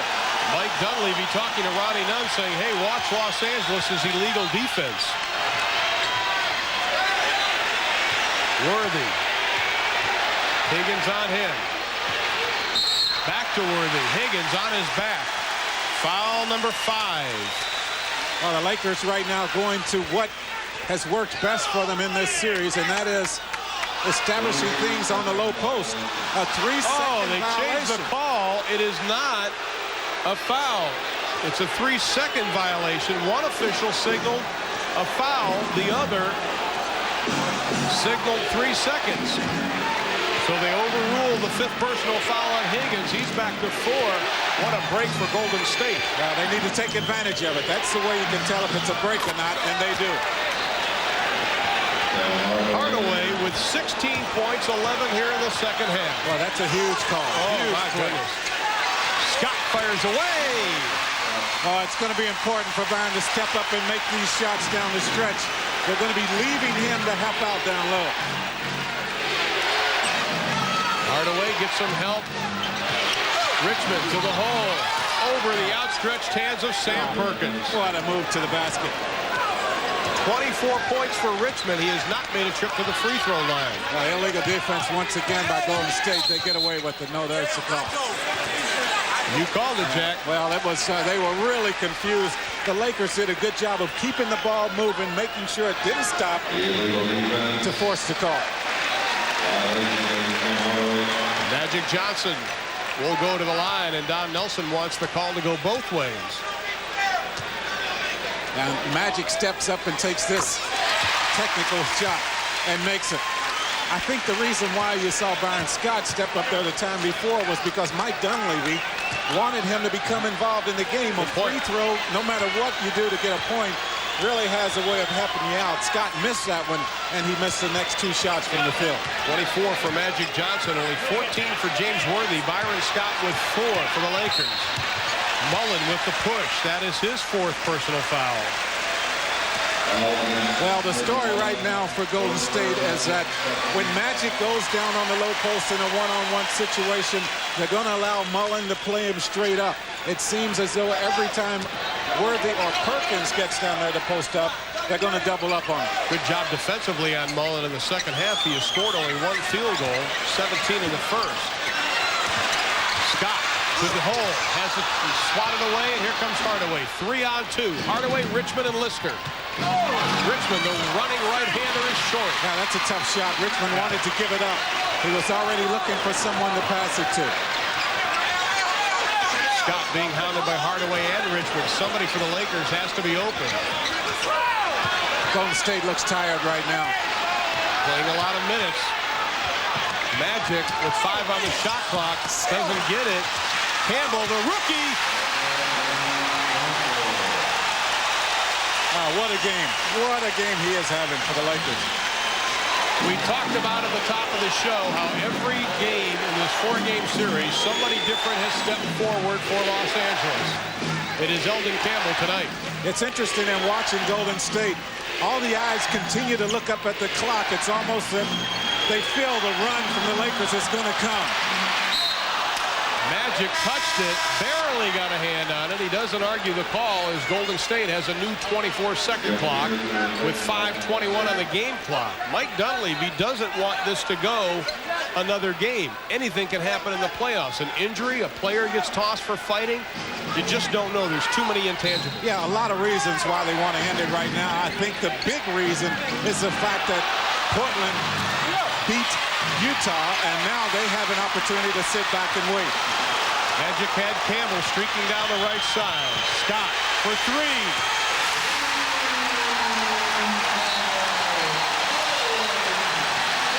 Here come the Lakers. 5:06. Listen to the crowd. It is a 2-point lead.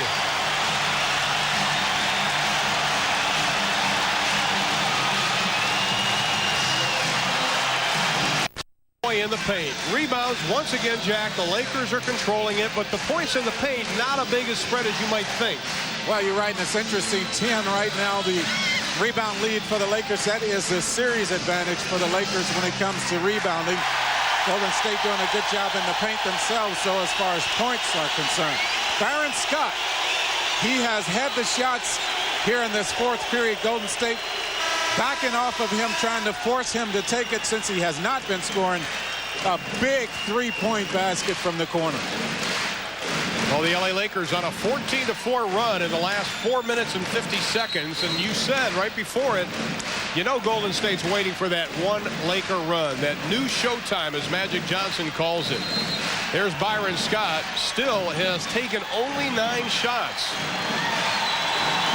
Only 7 points, but the last 3 were the biggest of this playoff series for Byron Scott. Well, he has a tendency to step up and make the big shots. You know that.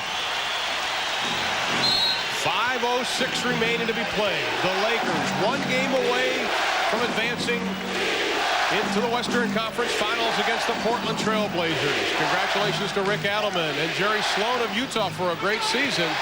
Richmond from outside doesn't get it. Rebound, Magic Johnson. Here come the Lakers. 4-on-2, 5-on-2. Worthy doesn't get it. Boy, they had a chance there, Jack, to tie the game up. It was a 5-on-2, and they couldn't convert it, but they did get the foul. Well, they got the foul, but did you see Magic Johnson go in there and get the rebound, kept it in his hands as he always does, and ran the fast break to perfection. 4-on-1 that time.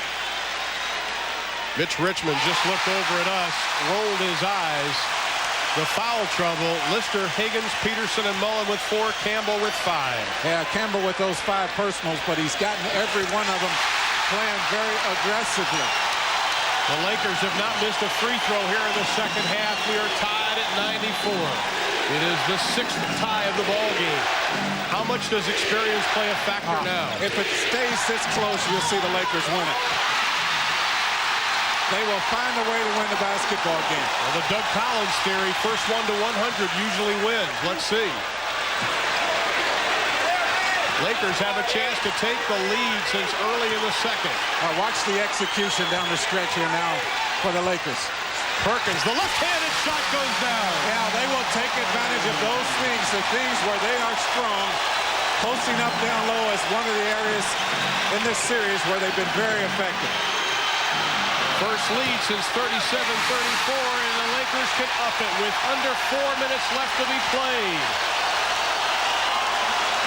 Now Golden State with the double team on Magic. Lakers taking their time. Scott.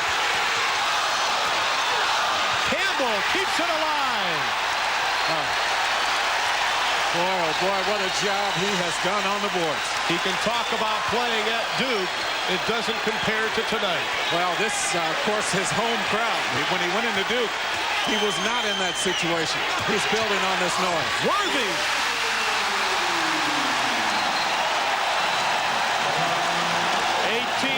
For Worthy, 14 in the second half. Don Nelson finds himself down by 4.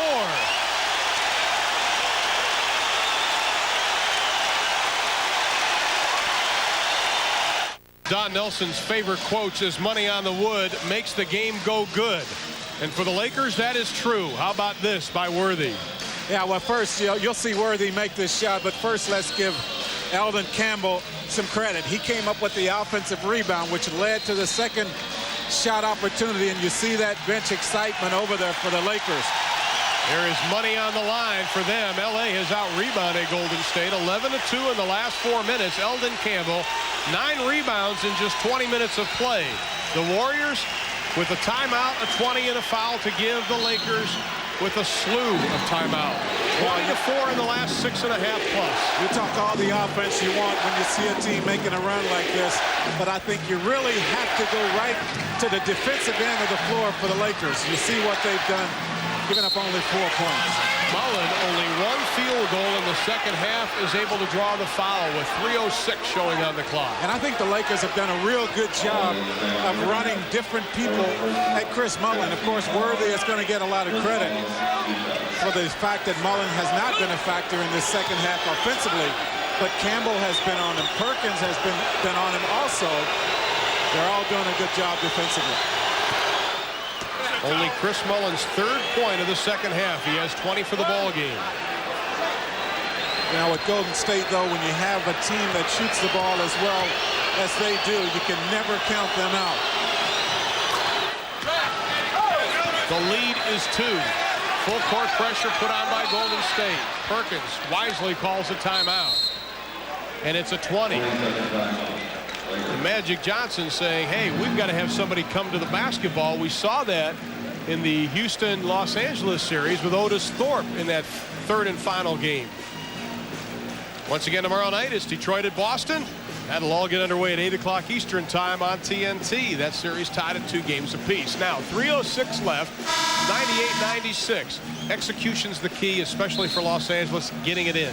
Yeah, you've seen that down the stretch here for Los Angeles as you look at these final scores. Portland ending that series tonight, 103-96 over the Jazz, and then Chicago 4-1 also over Philly. You'll see Golden State right here come with that full court pressure.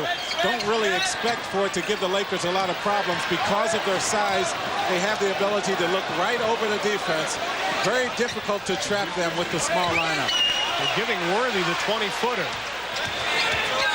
He backs in Higgins instead. Shot clock inside of 10. James turnaround. Doesn't get it.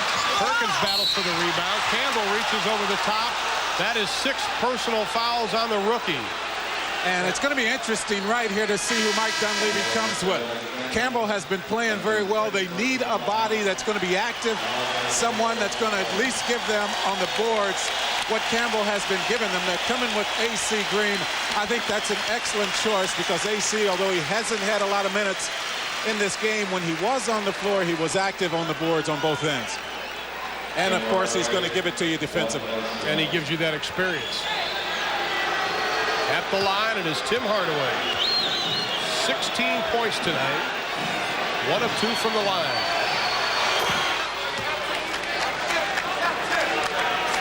Vlade Divac, only 7 minutes in the first half. Suffering from the flu, has not seen a lot of action, but when Campbell plays the way he did tonight, he may not see a lot of action. Yeah, you know, Vlade just simply doesn't match up real well with this smaller lineup. Campbell gives them the young legs, gives them an opportunity, a guy that has a lively body. He gets up and down the floor very well. Our 7th tie of the game. We've got a foul called, and that'll be on Perkins as he pushed Tim Hardaway going for the ball, and that was not a very smart play by Perkins because that is also his 5th personal foul. Well, I tell you what I'm most surprised about in that situation is that Magic Johnson made the pass that he made. I kind of expected him to look up the floor instead of throwing it back. Even if Perkins tracks that down, they're going to have trouble getting the ball up the floor in their allotted time. Hardaway now 3 of 5 from the line. He'll have another. The Golden State bench. Will they head back to the Bay Area?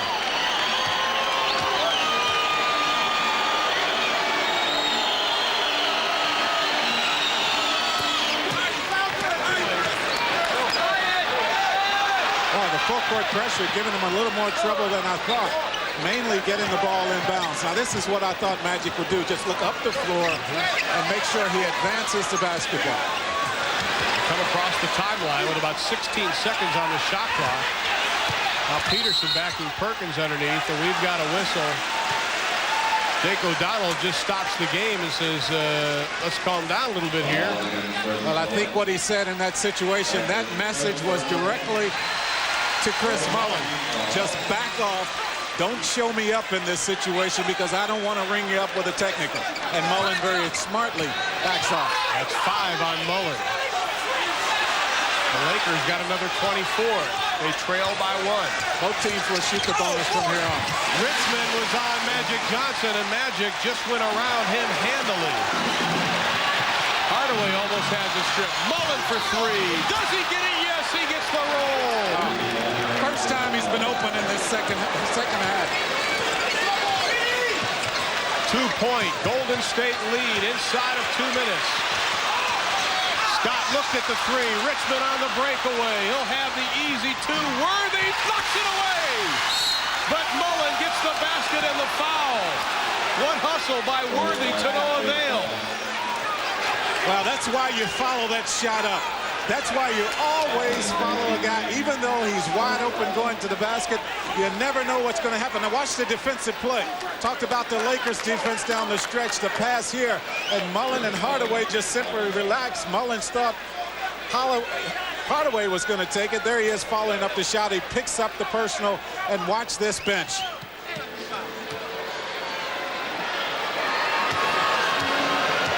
Chris Mullen at the line.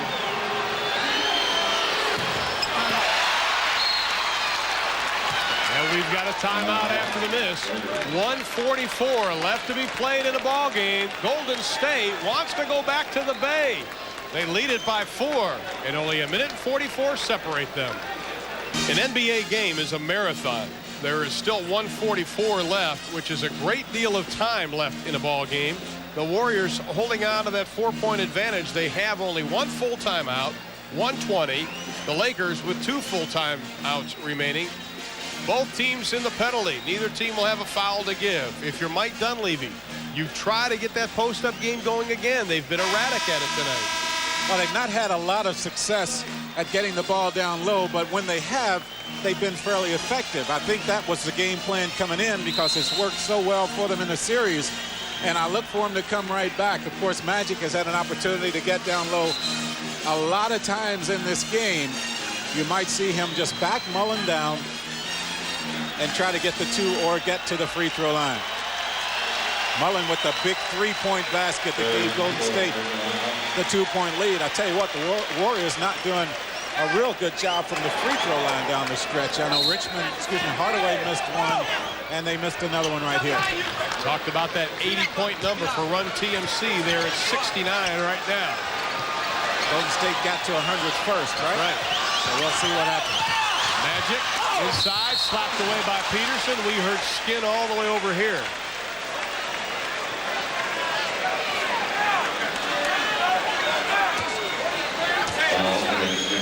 That's Peterson's 5th personal foul. Magic goes to the line. He has missed only 1 free throw in 9 trips. 24 points for Magic Johnson. 9 rebounds, 9 assists. Magic averaging close to a triple-double in this series as it is, and of course he's knocking on the door for that tonight. You saw Elvin Campbell on the bench over there for the Lakers. He has played very well, but he has fouled out, so we won't see him anymore tonight. Mike Dunleavy in the timeout goes with Terry Teagle, takes AC Green out. Teagle, that big first half where he had 14 points, is yet to score here in the second. But it is a 2-point Golden State lead. That is the time remaining. Look for the penetration right here by Hardaway. The drive inside and then the kick back out for possibly the jump shot or the 3-point attempt. They're giving Hardaway a lot of room in the paint. Richmond, Peterson, 2 on the shot clock, 1 on the shot clock. It goes off of Golden State as the shot clock goes to 0. Now Peterson was supposed to take that shot from the corner, pass it up, and that threw Golden State out of whack. A couple of possessions left for each team. Teagle, they give him a lot of room. He takes it with the right hand to Perkins. Inside, doesn't get it. Again, he gets it.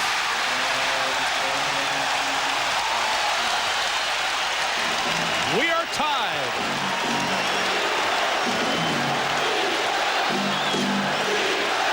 Who will blink first?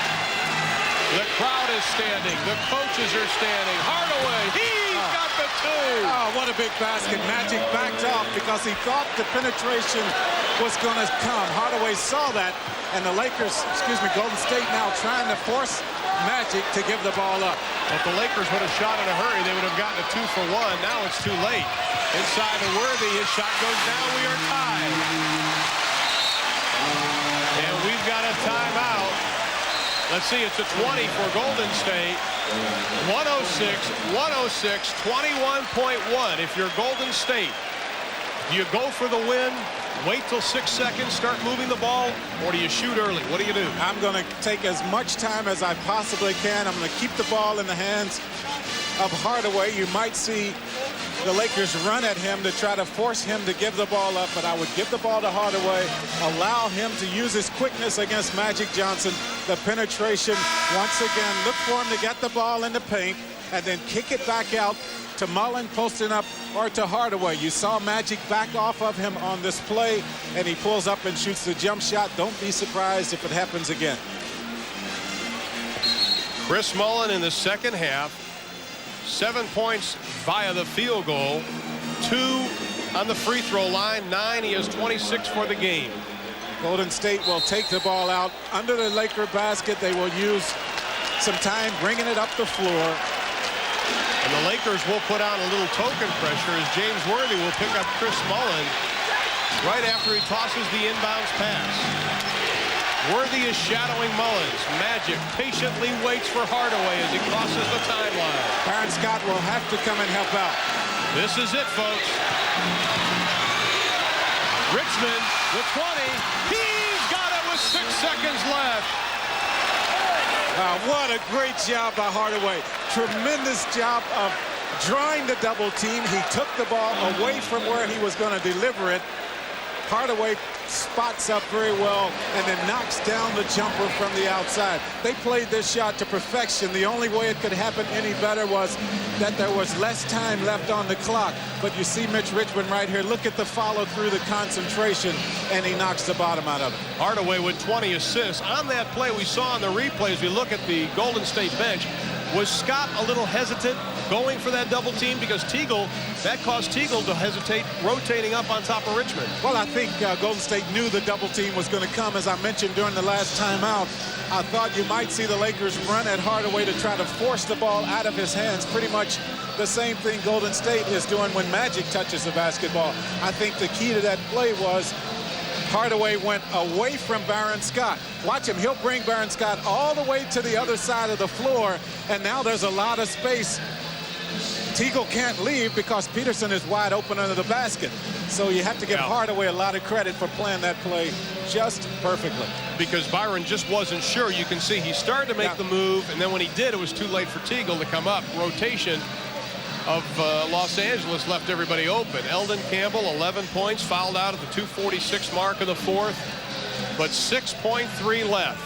Let's talk Lakers strategy. We had Golden State. Mike Dunleavy, you want the ball in the hand of Magic. Do you try to get him in the paint, get the basket, and the foul for the 3? Yes, I think you give Magic the basketball, allow him to work one-on-one. I think, though, Golden State has done an excellent job of running at Magic, forcing him to give the basketball up to one of his teammates.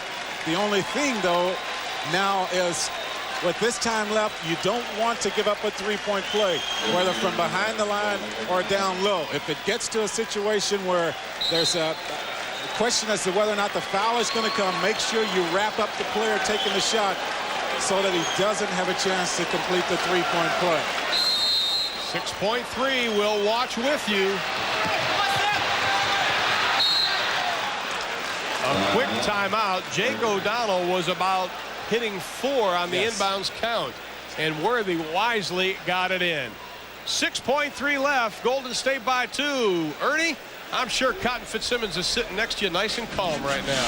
He's been grabbing a hold of this arm all night long, I tell you that. We don't know if there's going to be a Game 6 or not. What do you think about this thing, Cotton Fitzsimmons? This has been wild. It's been a great game, and the Warriors do deserve to win the ball game. They have played just a super game on the Lakers' home court. Yeah, with all that pressure and having to win tonight to extend this series. Now, Game 5 of the Boston-Detroit series comes your way tomorrow night here on TNT. We'll take you to Boston Garden for that one. They're tied up 2 games apiece. It's now a best 2 out of 3 series for Chuck Daly and the defending champions. But Boston has got the home court edge. Mark Aguirre was huge the other night, 34 points. Chris Ford's troops playing 2 out of 3 at home. Will Isaiah Thomas play? Who knows? He didn't play the other day. Detroit looked great. Larry Bird will be back in uniform, obviously, for Boston, as they will break that 2-2 tie tomorrow night at Boston Garden, and you will see it here on TNT. Now let's go back to the Great Western Forum. Ron, you get stuck with all the dog games, don't you? Yeah, boy, I tell you, it's nothing like the playoffs. Doug Collins hit it on the head the other night. He said, if you don't like this, you don't like basketball. We want to do as many games as possible. There's the Lakers, world champions, 87 and 88, trying to come back after last year. Cotton Fitzsimmons knocking Los Angeles out of the playoffs, the earliest in almost 10 years. And right now, that is one timeout left for Golden State. No timeouts left for the Lakers. 6.3 left on the game clock. I still look for the Lakers to come out and try to get the ball to Magic. They tried to do it that time. Golden State played it very well, would not let Magic handle it. They would like to play it the same way right here. Look for the quick pass down straight in, because Golden State has 2 or 3 guys outside the three-point line. Look for the direct pass to the basket. But the key is getting the ball in. Yes, you have to do that. Los Angeles has got to get a touch early on. Perkins all the way to the hole. The finger roll goes down at 2.4 left. Oh, my goodness.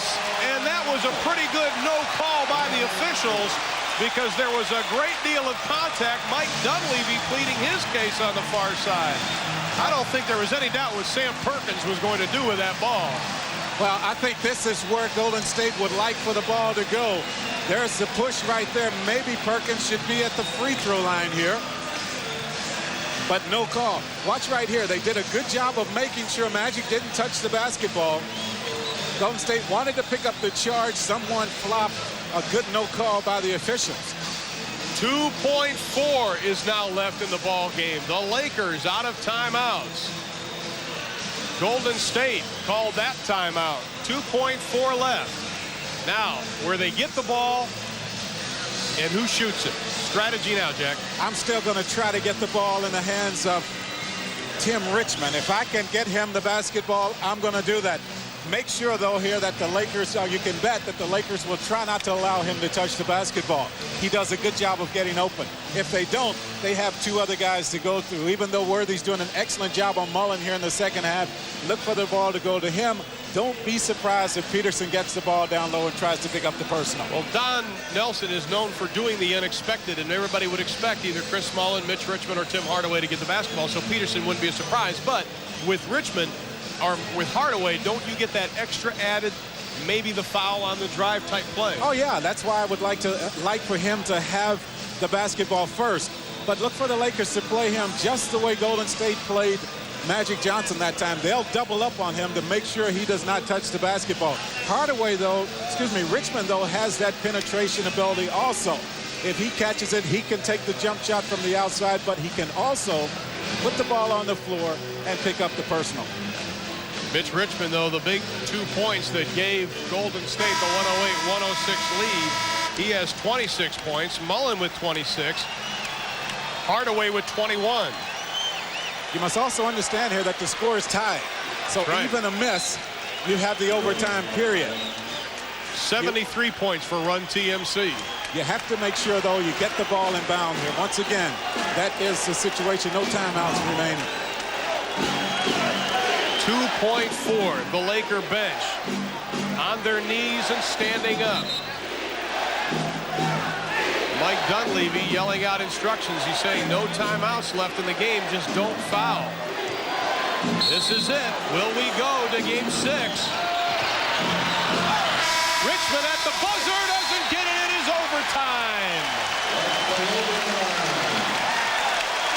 The LA Lakers that trailed by 9 at the end of 3 come back to tie it up 108-108, and we are into overtime.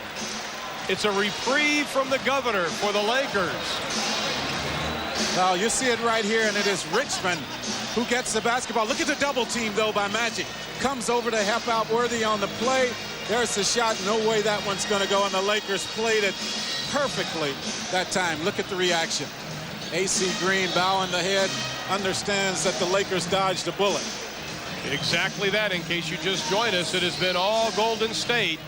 So we are tied. We will play an extra 5 minutes. Ernie, just a typical NBA playoff game. Yeah, you get them all, Ron Thulin. So they go to OT, only the second overtime game of the playoffs so far. We already know that the Portland Trail Blazers are in the Western Conference Final. They knocked off the Utah Jazz tonight. Coach, let's take a look at some of the highlights of this one. Portland with a chance to close this thing out in 5 games as they play at Memorial Coliseum tonight.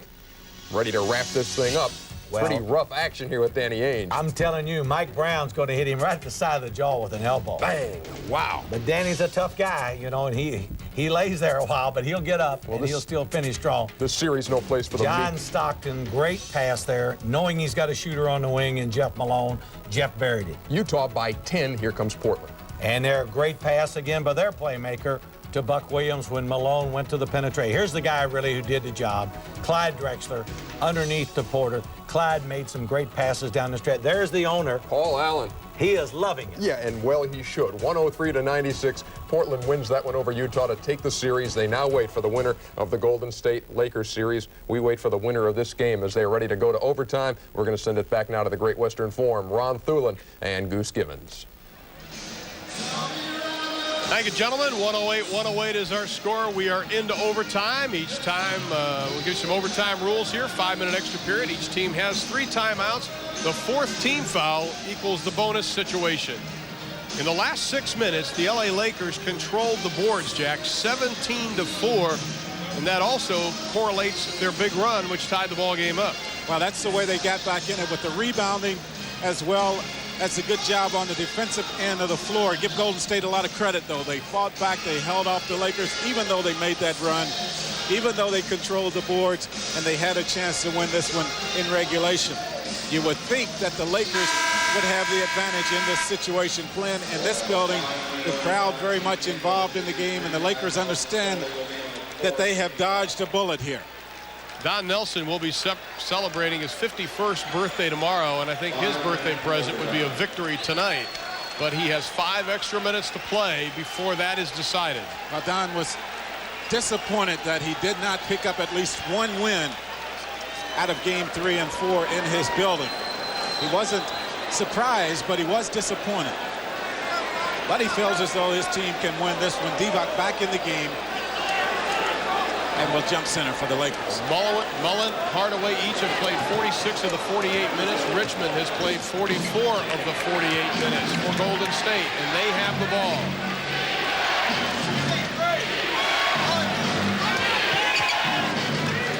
Good ball movement by Golden State. Shot clock at 8. Hardaway on Magic has to give it up to Higgins. We have a foul called. And quickly, both teams go to their bench. Teagle in for Los Angeles, Peterson in for Golden State. Lister was in for the jump ball situation only. He did his job, got the ball to his, got the tip, controlled it for Golden State. Now he goes out. Divac will leave, of course, because of the fact that the Warriors now with that smaller lineup, he doesn't match up well. Higgins gets the first. Had 6 free throws early on in that first half. That's his first appearance at the free throw line in the second. 4 in the second half, 15 for the ball game. Give them 16 and Golden State strikes first.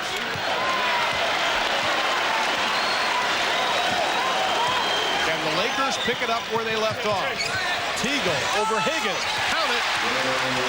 And I am really surprised that Golden State continues to run at Magic that far away from the basket. He's out close to half-court line when Mullen is coming, and that is leaving a lot of space between the next defensive rotation, and that's why Teagle was wide open for the jumper.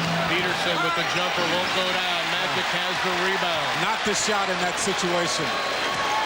Magic now with 10 rebounds. He has another triple. Once again, what a block by Chris Mullen. But heads-up play by the Lakers. Perkins to Worthy, left open for the 17-footer. Their execution by both teams has just been excellent in this game down the stretch. That's what it comes down to. Lakers by a deuce. Clock at 7. We've got a whistle. It'll be an illegal defense. No, it is illegal defense. It is with 3:28 left in overtime. Well, Perkins got caught in the middle. He wanted to go over the double team as Mitch Richmond caught the ball on the low post. That's the first one, so Golden State will get the ball out of bounds on the side. Now Golden State trying to tell Jake O'Donnell where they want the ball. Rod Higgins says we want it right there. And the good guy that Jake is, he Does exactly what Ron tells him to do. Terry Teagle gets a hand in on Hardaway. Battling for position, Richmond and Scott. Great pass by Richmond to the cutting Peterson. Now that's the shot Peterson wants. He doesn't want the shot coming from the corner with 18 seconds left on the shot clock. Down the stretch with time running out, that's okay. Teagle left open, takes it inside, doesn't get the shot, but there is a foul called on Peterson, and that is his 6th personal foul. So the big guy, Don Nelson, pops his head, but the big guy for Golden State is gone.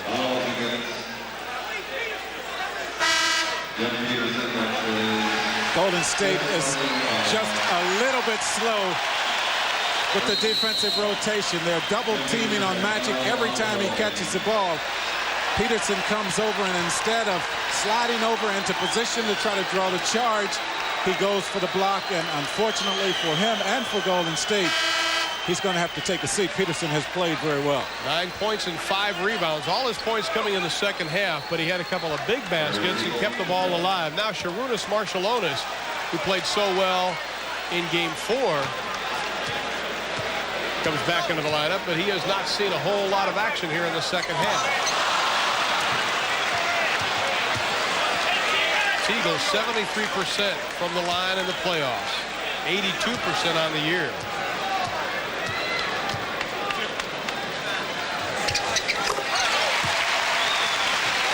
Lakers by 1. 3 minutes left in overtime.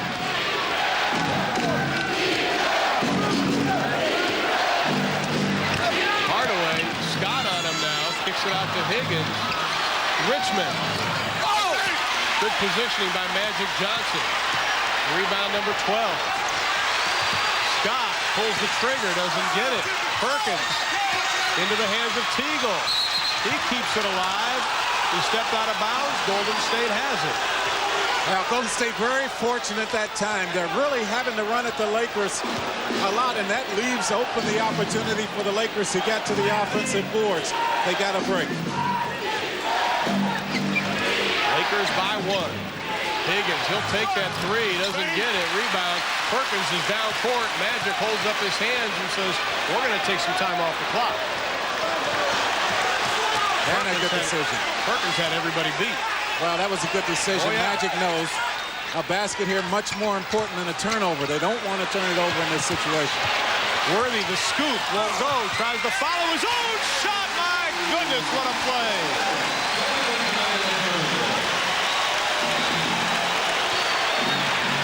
LA on a 23-4 run. No basket, says Jake O'Donnell. A 23-4 rebounding edge in the last 8 minutes. Byron Scott whistled for the foul, his second. Magic Johnson comes up limping slightly after this play. You see Worthy, watch the second effort right here by James Worthy. Got fouled on the play once again, and he's complaining to the officials as he runs back down the floor. We see the rebounds in the last 8 minutes. Hardaway, baseline off the glass, uncontested. Oh, that quickness. Now Magic, the double team by Marshallonis and Richmond. Scott from the corner. Magic sees over the traps too well. That is really hurting Golden State here. They're forcing Magic to give the ball up. That's what they want to accomplish. That's working. Oh, my! Tim Hardaway! What a drive. He is taking control of Golden State's offense. See the traps coming, and every time it gives the Lakers a 3-on-2 situation. And that'll be a foul on Terry Teagle. His fourth. 1:10 left, a 1-point LA lead. Jake O'Donnell looks over at Don Nelson and says, back up away from there. And Don looks down, realizes he's out at the scorer's table. Watch this drive. Watch this effort. Hangs in the air long enough. Perkins comes over, gives a good effort defensively, forces him to change the shot up. A nice touch, touches all the rim, but still gets it to go. Both teams taking their time coming down the other end, and Jake O'Donnell may have had the greatest line in the playoffs. He goes, come on, let's play a game. Higgins, 7 of 8. Add another to that. 8 of 9 now from the line. 17 points for Higgins. He has played well for Golden State.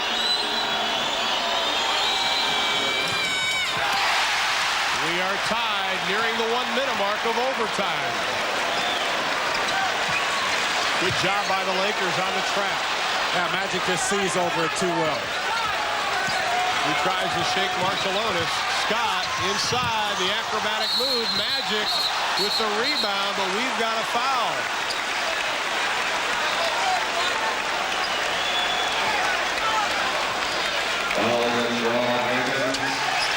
Higgins is 5th personal foul.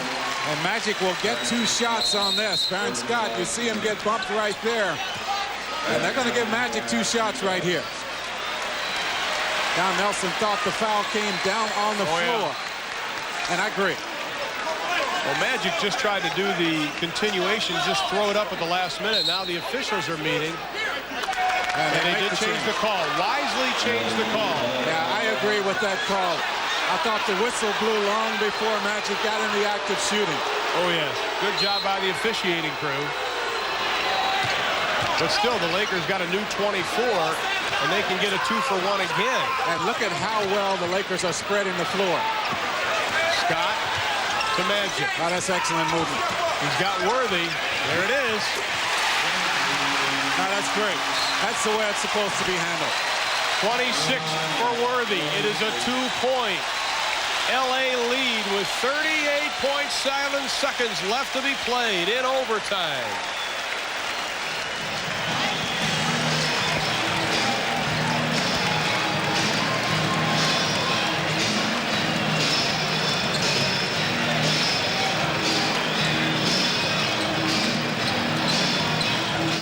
.117 is our score. 38.7 left to be played. The Lakers doing an excellent job of spreading the floor and working against the double teams. Now watch, every time Magic catches the ball, you'll see Golden State come with the double team. Magic sees over the trap very easily here and keeps the ball moving. And watch the penetration, the kick out takes this play away from Golden State, something you see them do a lot. This time it works for the Lakers. We were tied at 108 at the end of regulation. Golden State led by 8 at the end of one rebound in the last 6 minutes. That tells you something right there. Golden State led at halftime. They led at the end of 3. What it makes you do when you see that is wonder how Golden State has been able to stay in the game. 1 rebound in 6 minutes.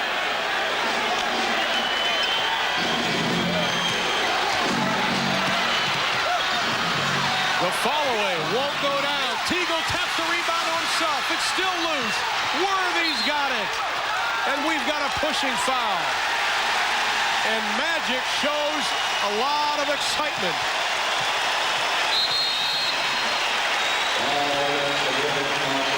Marciulionis is whistled for the foul. Now Magic leads this team in a lot of ways. You don't see a lot of emotion. Now, I would like to have had a better shot in this situation. Hardaway taking it, falling away from the basket in the corner to scramble here, and you'll see Worthy get pushed out of bounds here. And the Lakers will get the ball back.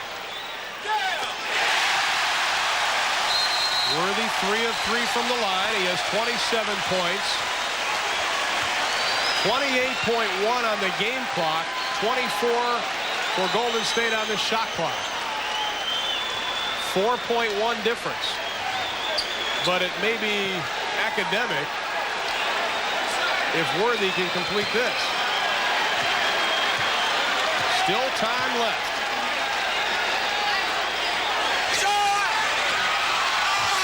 Ball tipped on the rim. And we've got a timeout. 25.8 left to be played. 23 on the shot clock. Can Don Nelson pull out a miracle? We will find out. Less than 26 left. We'll return. 25.8 left on the game clock. 23 left on the shot clock. The Lakers by 3 over the Warriors. So far for Golden State, Jim Peterson has fouled out. For the Lakers, Eldon Campbell has fouled out. It has been a team effort as far as the Lakers are concerned. Everybody from Campbell to Terry Teagle, tipping a couple of big rebounds, getting the baskets. For Golden State, it has been Tim Hardaway coming up with the big plays. Mitch Richmond, and of course, Chris Mullin. Well, of course, you expect Golden State right now to try to get the shot off as quickly as possible. They really haven't had a lot of success in the penetration by Hardaway and the kick back out for the three-point opportunity. The Lakers have taken that away. But don't be surprised if they do that. They want to try to get the quickest shot as possible. They will take the three if it's there, but they will not rely on the three-point shot with 25.8 left. Mullin has a three, Hardaway has a three, and Higgins has a three for Golden State. Perkins on Hardaway, a mismatch. Hardaway just blows right by him for the two. Now, do they foul quickly? Hardaway puts his shoulder on Magic. He gets it over the defense. A 1-point lead, and they foul with 11.7 seconds left. Do you think they should have fouled a little bit earlier? I think they did just what they wanted to do. They wanted to try to run at him, try to get him in a trap real quick to try to force the turnover. And when they saw they were not going to get that, they fouled. I think Don Nelson wanted to see if they could come up with the steal beforehand. Still plenty of time left to come down and set up for the good shot. Byron Scott, 13 of 16 in the playoffs from the line. Make it 14 of 17 as Tolbert and Tyrone Hill for rebounding come in for Golden State. Marciulionis and Higgins sit down. Don Nelson is always thinking and brings those guys in. They haven't played much at all in this game, but knows a miss here. The rebound is crucial. Get some size in the lineup.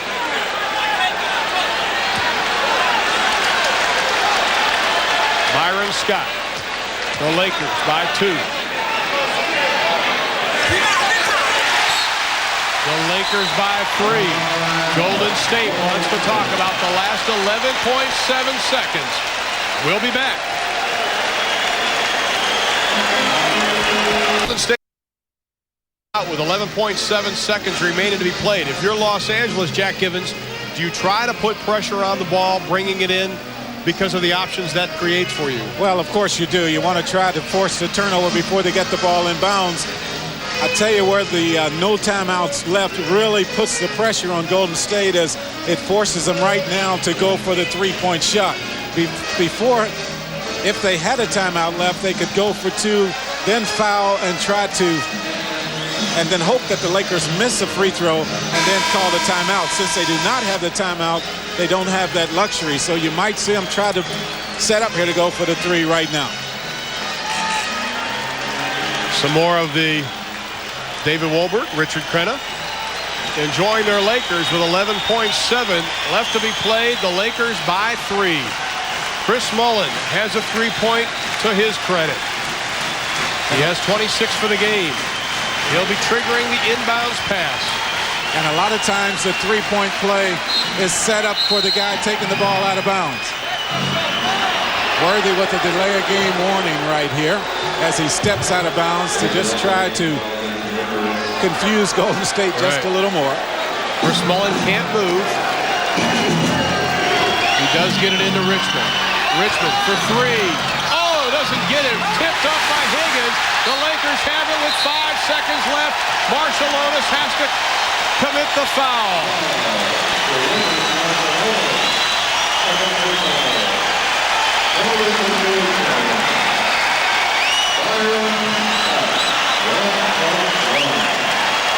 Well, you see Golden State right here. They go for the shot. I really think they probably could have gotten a better shot. That's the shot you take with 2 or 3 seconds on the clock. Byron Scott stays active, comes up with the rebound, forces the foul, and the Lakers can put it out of reach right here. Scott 2 of 3 from the line.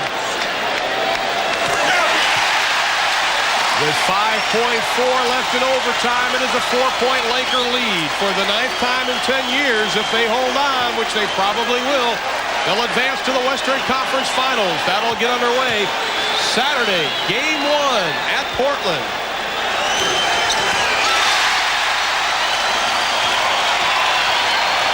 This is it. A great season for the Golden State Warriors, and Don Nelson comes to a disappointing end as the Lakers defeat the Warriors 4-1.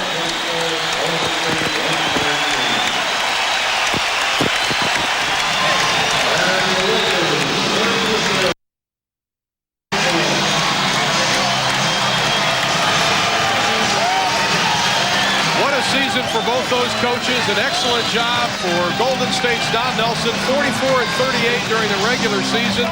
Nobody even thought. And they did. But the Lakers win it in overtime, 124-119. Standing by in Atlanta, Cotton Fitzsimmons and Ernie Johnson.